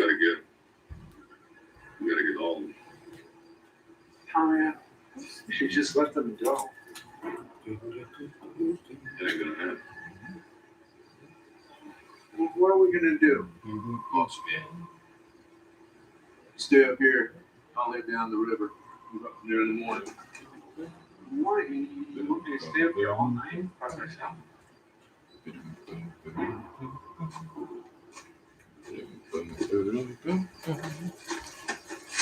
They're stacking it up here. I'll be right back.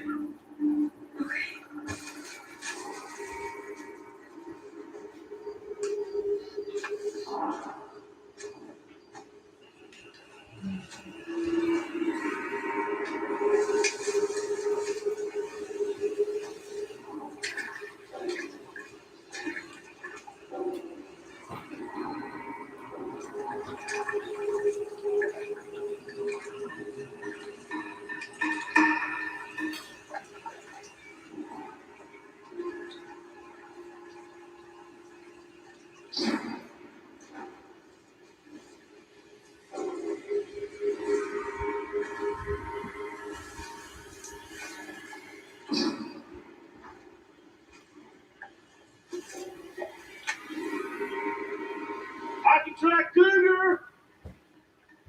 I can track bear. And I can track you. Can't deny the Lord's will. Fuck the Lord. Come on out, hero. We are brainwashed. So that guy there went on to play an ancient vampire in one of the Blade movies. Good job, too. It is.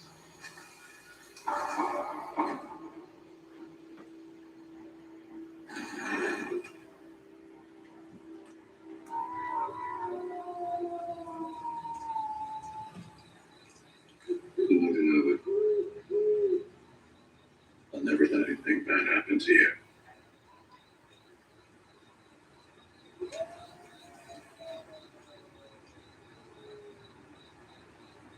You just need to know.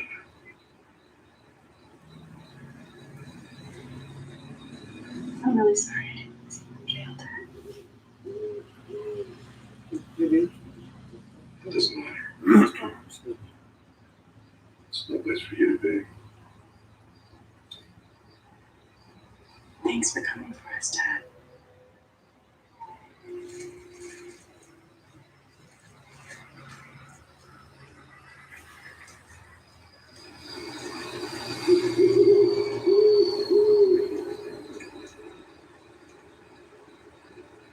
There's gotta be a patrol number somewhere.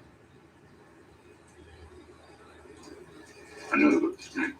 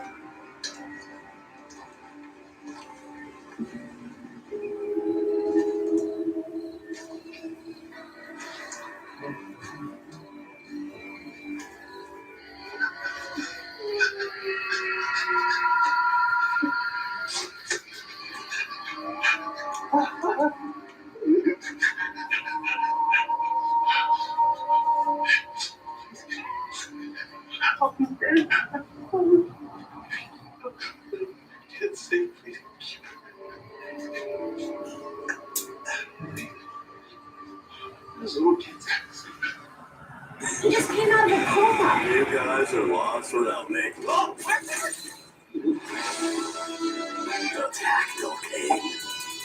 Hang on, I was supposed to electrocute you. Oh, for the love of... Don't spray that urine on my son's window. If you want $1 for doing nothing, walk to Canada. Need you to reload my cane. No, sorry, just testing the range. Archer, new season September 16th on Adult Swim. In Utah, this ranch has been the center of strange activity. For 20 years, the government tried to find answers. Now, a team of scientists investigate with the latest technology. Oh, what is that? What are those white pieces right there? It looks a lot like bones. From the creators of The Curse of Oak Island comes the next big dig. We have something active beneath this property. The Secret of Skinwalker Ranch, new series Sunday at 10 on History. Now at free preview. You said it wasn't gonna hurt. You know, I said it wouldn't hurt me. You need to listen, girl. It's the 2 for $6 mix and match at Burger King. Get 2 original chicken sandwiches or make them spicy, or get 1 of each with 100% Canadian seasoned chicken. Every choice is the right choice. The 2 for $6 mix and match, only at Burger King.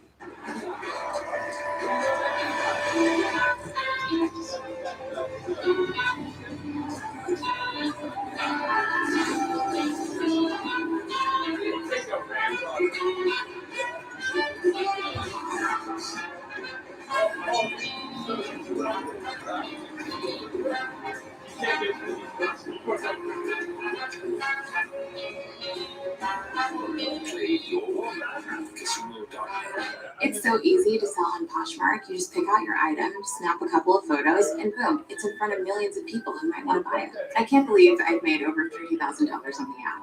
It's also changed the way that I shop. It gives me access to designers and deals that I wouldn't find anywhere else. I got these barely worn Louboutin heels, and I paid only $100 for these. I would have paid over $700 for these in the store, and I just love them. Download the free Poshmark app and get $15 off your first order when you use the code CAPOSH. Everyone's gonna love plant-based KFC.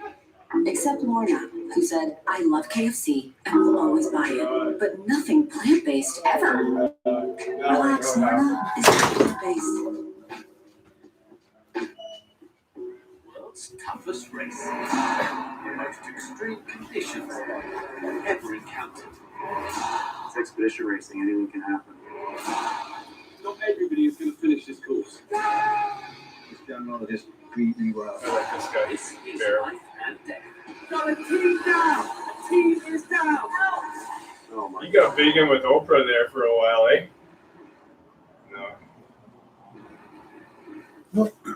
He was featured on Oprah, and that's what made him famous. The way you drive in the Stop city, watching but it doesn't reinvent the Pardon me? unwritten rules of the Stop city watching years streets. ago, Like start when the doing light my turns own. green, Yeah. you need to go. But, it's inspiring for people, right? Yep. At a If certain someone level. takes the time to let you in, you better take the time to thank them.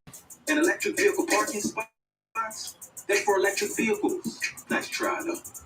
The all-new Ford Escape plug-in hybrid, built for the city streets. Welcome to PokerStars.net, the world's largest poker community. Play what you like, when you like, with more games and tournaments than ever. Play your way at PokerStars.net. Sometimes life doesn't go as planned, but GoDaddy is here to help with online tools to make a website that turns heads, so you can get back to business. Create your free website at GoDaddy today. The following contains coarse language and mature subject matter. Viewer discretion is advised.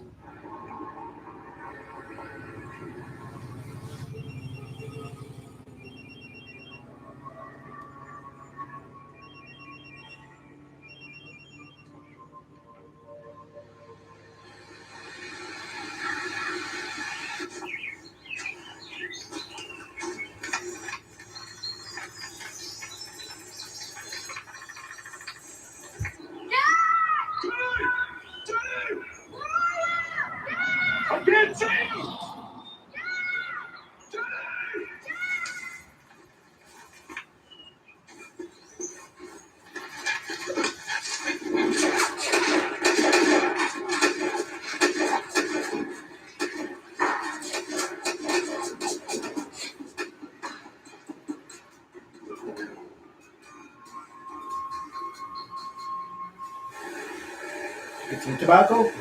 Spaceman? No, I didn't. Oh. Well, no makeup now? I got tobacco. Yeah, yeah. Kenny? No, you smoke that. I got my own. Oh, really? Yep. Okay. My own tobacco. How are you? How's Jen? I'm looking for him, but I can't believe it. What do you mean you're looking for her? She's with you. I think I'm probably just like Tommy. Kenny? I need to know what happened, Kenny. Where are my kids? Please tell me where my children are. Kenny? God, Kenny! I need to know where my kids are.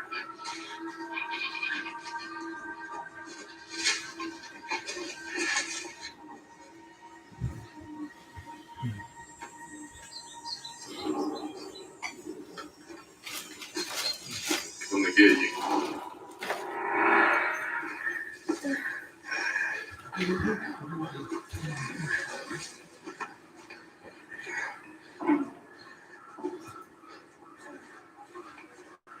It's a logging road. Seriously, let's stroll down the lane. Come on.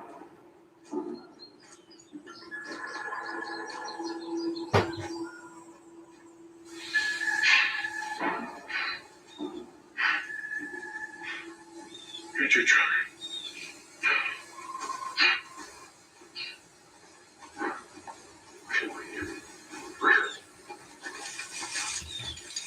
You guys lost or something? Oh. We could use a ride into town.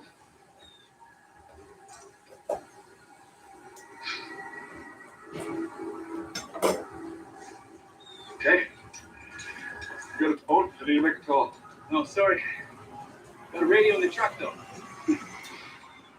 Great. What are you guys doing out here? We're We're really lucky to have found you. Just checking traps in the area.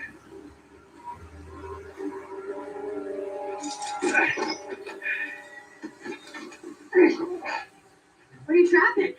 I'm not trapping anything. Vultures. Trapping bears. So a second here.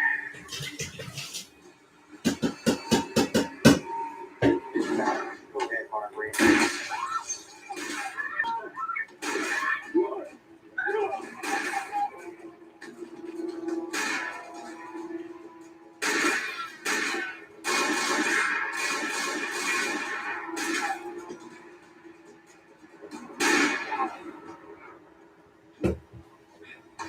Got ourselves a shoulder shot.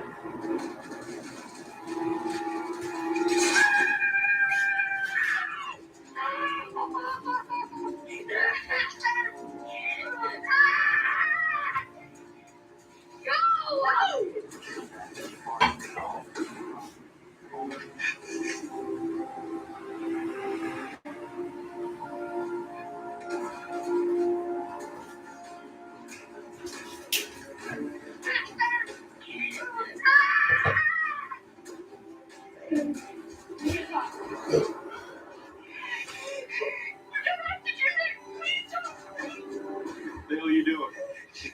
They heard him, Tommy. I found his mom. Who are you talking about? I'm not gonna let you hurt him. Move now. Please!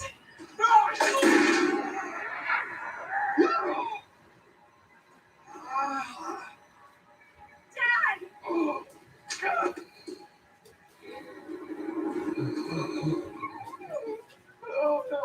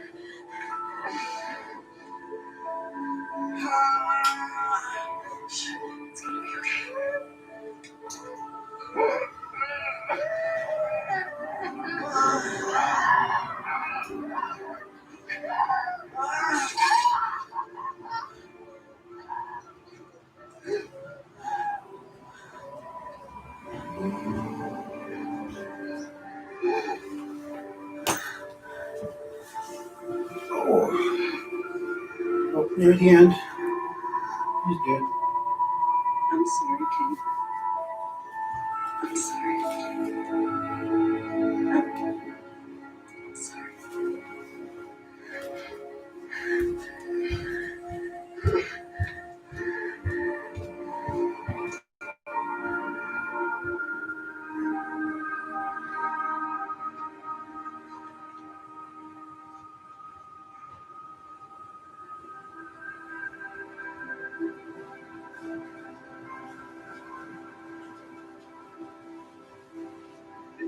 Stanton, how do you feel with your husband coming home now that We're very thankful about the reversal of Jack Danson's conviction. And we appreciate all of your support. Thank you.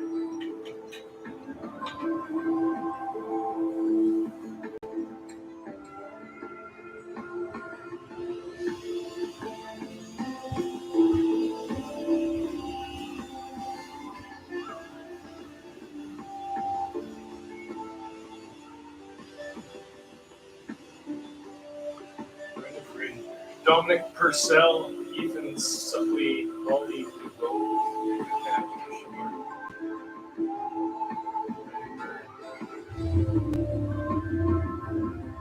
Naomi Andrews is Wendy.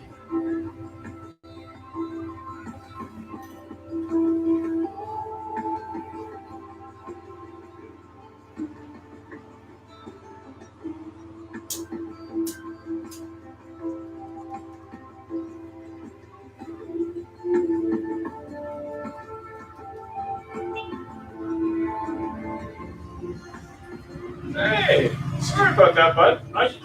You knocking? Yeah, it was just me, man. I thought maybe because I had some weed here, and you've been so generous with me, so I got really bad weed here. Yeah, no, I'm good right now. Thanks, Sorry, buddy. No. If I woke you up. I just wanted to make sure. Oh man, sorry for waking you up. But next time I won't. Man, you're good. No, you're good. All right, bud. Yeah.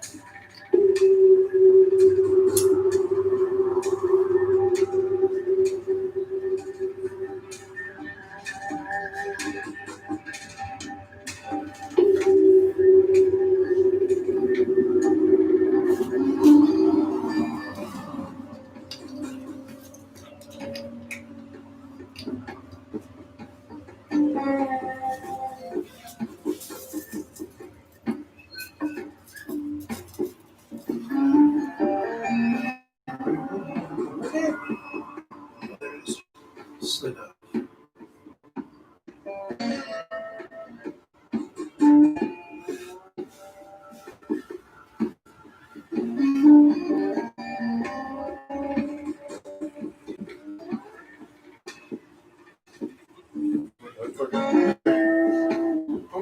Clicker.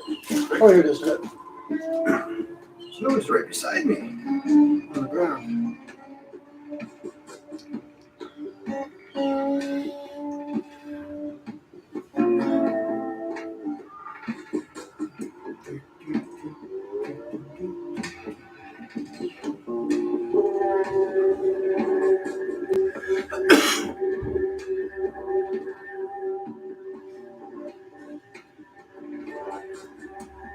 Mysteries at the museum. Garstang uses pottery remnants found along the walls to date them, and determines the walls are some 3,400 years old. It's the same era in which biblical scholars believe the Battle of Jericho was fought. This meant that the account given in the Bible could very well have happened. But the archaeologist believes it wasn't ram's horns that caused the walls of Jericho to topple. To Garstang, the remnants look as if they've been dislodged. They shouldn't have put his hair in a bun like that. It looks too Garstang feminine. believes that the wall came down because of an earthquake. One strong break down the middle. The city of Jericho lies on an active fault line. Garstang publishes There's his an album, findings in heavy metal 1931. group called Great acclaim. Halloween. Many And they've got an scholars album agree called that the theory offers Key a of the rational Seventh explanation Fire for a Foot. They have a seemingly song called Jericho. supernatural event. Others insist that however the walls fell, it was God's doing. The debate lingers to this day. We may never know the actual truth regarding the destruction wrought at Jericho. Interesting hairstyles back in the day. And this statue of Moses, who first led the exodus of the Israelites, is on You display. should tell at the Museum downfall of Biblical Art civilization in when you look Dallas, at Texas. men's style. You know, all those pompadours and the frilly shit. You know, when it was really bad in the English Empire, and then today it's like they're dressing guys up like they're heroin female hookers. That's what it is. It's the fucking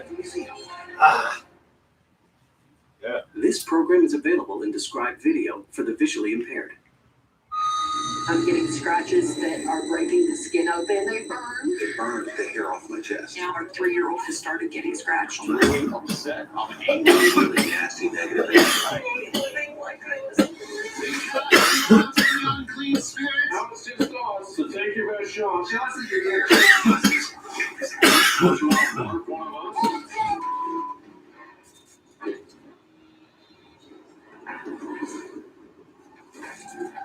There are things in this world that we will never fully understand. We want Yeah, why do people swallow gum? We have worked years to build our credibility. Huh? Our Why do people swallow reputation. gum? Well, I don't know. That stays with you a long time. Working And pick your alongside nose? the I don't most know. renowned professionals in the field, I pick my nose. capturing Then you gotta groundbreaking flick it. proof I have of to what's flick. normal. But you I don't, think you should see you don't my have whole, good flicking. my whole wall covered in boogers. It's my booger. Sting. Oh, that's a good one. That was- Cougar Hall of Fame. That's a sticky one. The best kind.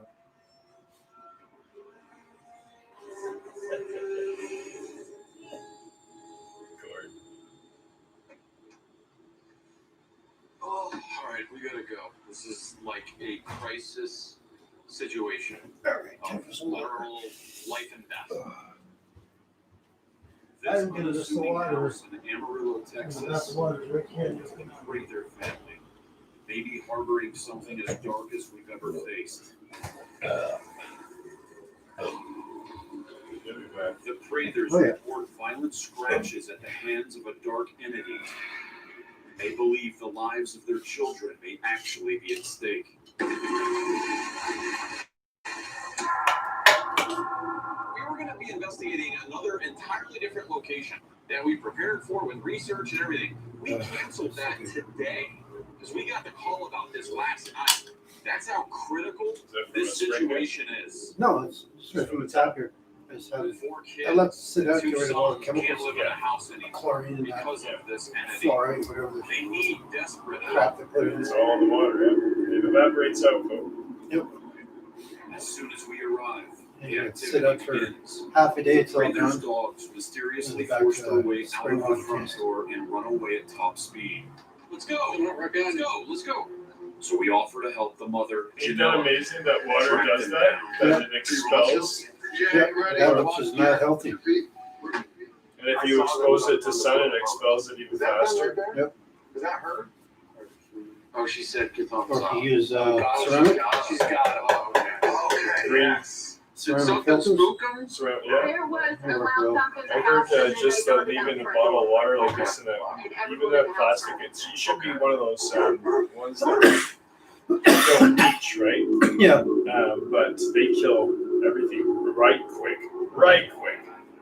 Janella and her husband Jason can't escape this house due to financial hardship.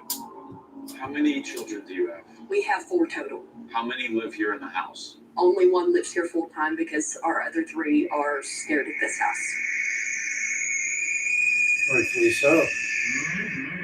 My Let's get a 2 TV and boys pitch it in the both backyard, insist man. that there's a bad Problem man that lives solved. in our house. There's a specific room in our Yeah, house you can even that shit none of up the kids there. will sleep in because they say the bad man is That there. little teepee hut just for your He talks picking to it them up. and says things like he's going to kill them. The Batman says this to your son. Yes. Janella believes this malicious entity may have affected the health of one of her sons. And the boys are not the only ones who have seen the Batman. There is a thing that I have seen since I was little. It seems as though it almost comes to me as a warning that something bad is about to happen. What does the entity look like? He has dark, stringy hair and you can see on his face, he's got a symbol that looks like it's burned into his face. What type of a symbol? It's kind of like a cross, but instead of being just two straight lines, it's got a circle at the top, but it's upside down. And anytime he tries to tell me something, you can smell burning flesh, and it Nice. starts to bleed. Right on cannibalism. Yeah, okay, yes, right on cannibalism. And then his skin Really separates and falls from the bones. attacks that are It says, happening. "Something's gonna I'm all happen." for I think the worst ones are when cannibalism. I'm getting scratches that are That's another, skin open.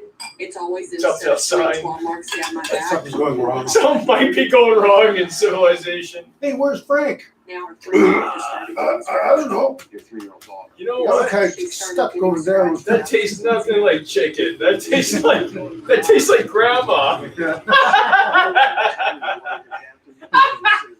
Kind of dry and rubbery tasting. Family hauntings can be Here. extremely difficult to pin Have a down, hip bone. but I have found that the Thank kids you. involved Thank you. often reveal the Come whole on, truth. everybody. Graceland, Don't do you worry, ever just get because you're scared next in the on house? chocolate block. There's a movie called Have you Ravenous. ever seen It's your about mom get cannibalism in inside the the house? Civil War. Oh, They get She gets stranded scared and they after that. kill everybody where their mission is accomplished, but they get stranded, and there's a bunch of the same soldiers living together, and Appearing on camera he ends up because of the killing them severity all of and this eating case. them. Yeah. So he survived that dead winter. He was I kind of asked her fucked if up she has after noticed that. any Yeah. emotional They change. don't ruin you.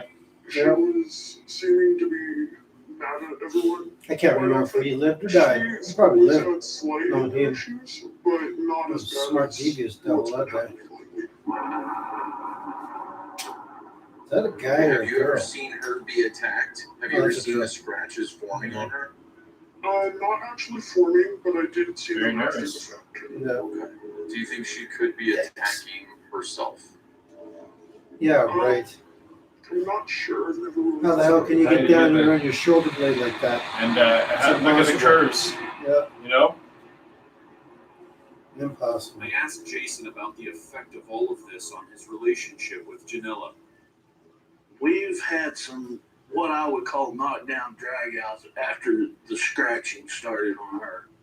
That's when I really noticed things were kind of getting out of hand. She would be fine one minute and just some trigger and she would blow up and it would be like totally out of character for her. I'll slam doors or I'll throw things. No explanation. No explanation. It just hits you. Pie in the You're face. stuck in this house. You can't Yeah, I live like this guy. financially. This is destroying your children. This is destroying Hey, relationships. the banana This is cream pie, that's a destroying go. your family to be together, right? Yes. I actually, things got so bad that I attempted suicide a few months ago. Because I didn't think I could live with this anymore. I was getting scratched nearly nightly. Something was coming to me in my Like I dreams. said again, the and I was teepee, waking up man, they with horrible fuck. night terrors. Nobody's teepee. Oh, What do yeah. you want? What do I've seen you- some pretty wild, What do you want from us? I don't even want around to just- here up in the bush. Yeah. I've seen this black shadow misting thing go I want my kids to feel safe. fast as staying you could with see it. It was gone. I was like, me. I whoa, want our that's cool. family back together. Sprite. No, it just, This has been no, it turning wasn't one black, like a black mist. Oh. It was really cool. It went that way, and then it This was is a matter went of back the other way. life Just as and death. fast. I was This like, wow, is that was as serious as it that was gets. cool. Okay. There's still things to Would you discover, be is what you're saying. To It was having like, an you know, it was exorcist It was come a here demon. and assist us. Yes. I would be willing to try anything. Okay. I've seen little people here too. Yeah. Jay pulls me aside to give context to Janella's description of the entity. She said about that symbol. with They the moved things in circle my top and a apartment cross. when I used to live in. It's kind of like lived in the town here cross, years but ago. it's got a circle at the I put my top. keys down and I got everything ready to go, and I'm heading out the door. I grab the keys and go, Which has been around where the since hell are the ancient keys? Egypt times, and the I ox used to symbol right there. represents the key I of did life. like But when you invert those upside down, I found them. They're in the inverted is the bathroom. exact This is opposite of where I straight left them. death. I never leave my keys in the bathroom. No. It's weird. Yeah. So I know little people do that. They'll just like not go Whoever's over coming and here and haunting her, Hey, she wait a said, minute, like, I'm staying warning her, here. it's dead going to die. They do it. Maybe they're helping you. No, that's a game they like to play. I They're get very an playful. unexpected call telling me that a local Fun. minister has important information about the case. So I'm gonna go meet this guy. I want you to stay here. There's another No lady wheel in that I text. talked to named Tanya, and she's gonna meet you here and tell you some things that happened to her as well. Here. Okay. Let me know. Okay, let's go. I go Daryl! to Amarillo Public Come on in. Library to meet with Jason. Good, man. How are you? An ordained Chill out. minister who has blessed the house 3 times. When I went through it this last time, and we discussed My picture finished or I found what? out how many times she What are you was working on it? before even I got to it. And I told her, I said, it's getting worse. So it takes time. After the house is blessed again, things will calm down. After you do that, I'm gonna get that appraised. And then it's worse than ever. Well, it won't Do be you have worth any anything. explanation, any reason as to why you think Only that to you. this evil That's right. force is there? Only to you. That's right. Now, what I That's right, right? I wouldn't even trade it for $1 million. and I the people that live around, there was a really bad incident that happened in the house that caused a person's death. I've heard stories on the house. I've heard that the little girl died. What's going on here? Not too much. No, not much. Smoking a little A weed. lot of really And, nasty negative energy. Big Nick came over. Tells anybody Who? that Nick? they feed on. Oh yeah? Yeah. After extensive Yeah. What's research, going on with your trailer? we are unable to find any documentation So, to support what happened? these reports of deaths. I'll tell you exactly what happened. Aaron and Billy So you told were- Tanya No, I'll tell you. said she was scratched in the house. I was actually sitting on the couch and they were talking about the things that had happened. Couch over here. This couch over here. And I felt a burning sensation on the back of my neck. Oh wow. We pulled my hair back and there was a good scratch that went across the back of my neck, kind of lower back. And I was like, got scratched. I got scratched. While you were talking about While we were talking about it, yeah. They gave us a tour of the house. And the wife, Janella, started complaining about her back burning. So we lifted up her shirt. She had good scratches going down her back. And then while we were looking at those scratches, we watched other scratches up here. I mean, watch them up We here. watched them up here. And that's when I decided, okay, maybe this is worth checking out. Jason says he also witnessed Janella getting scratched. As I was blessing the house inside, it attacked her literally outside on the front porch. She wound up getting scratches and whelps all across her back. It left marks. Did anything happen to you personally? Yes. I was left with a huge bruise that basically covered right here, and you could count finger marks. Are you kidding me? No, and it burned the hair off my chest. What? I had to actually put burn medication on my chest when I got home. It left blisters. Did you get burned while you were doing the blessing? Yes. I did. Were you using God's name, Jesus' name? Yes. So it attacked you for doing that. Yeah.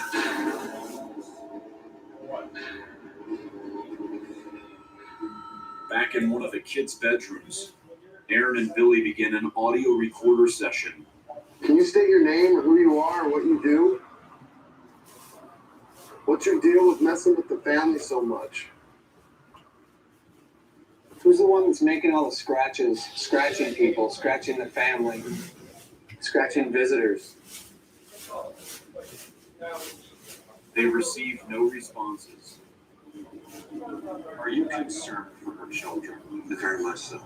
I don't feel them being safe in the household. I've told her so. I said, you need to seriously look into getting out of this house, getting away from it. She's got little children. Is I mean, that a 3-year-old, getting marked. That really upset me when I found out about Yeah, this is serious stuff. These are as serious claims as you can make. Yes, sir. Let's see how you manifest. This is not a safe situation. I'm your friend, right? There's an AI loose in the world. If it can't get to you physically, it'll get to you emotionally. We need to find this thing and kill it. In the middle of the Alaska contrived, investigator James Fox has reason to believe there could be a secret alien base.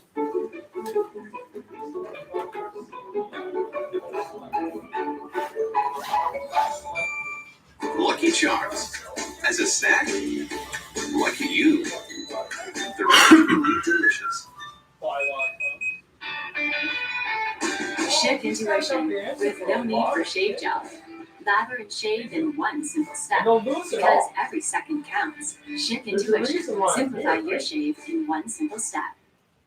Add a dash of the Mediterranean to your cooking with Oikos, full of creamy, vibrant flavors you couldn't even dream of. Unless you dream about possibly the world's best tasting yogurt. Add some deliciously creamy texture to your cooking with Oikos. Imagine diabetes without finger pricks. What would this mean for you?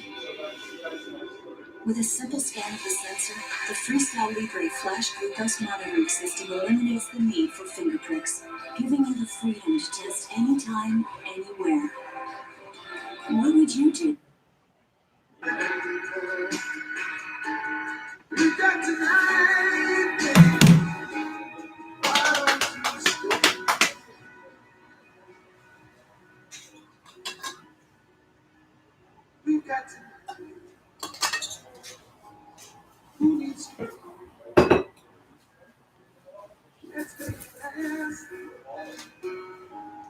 Let's find a way. Turn up. Come take it.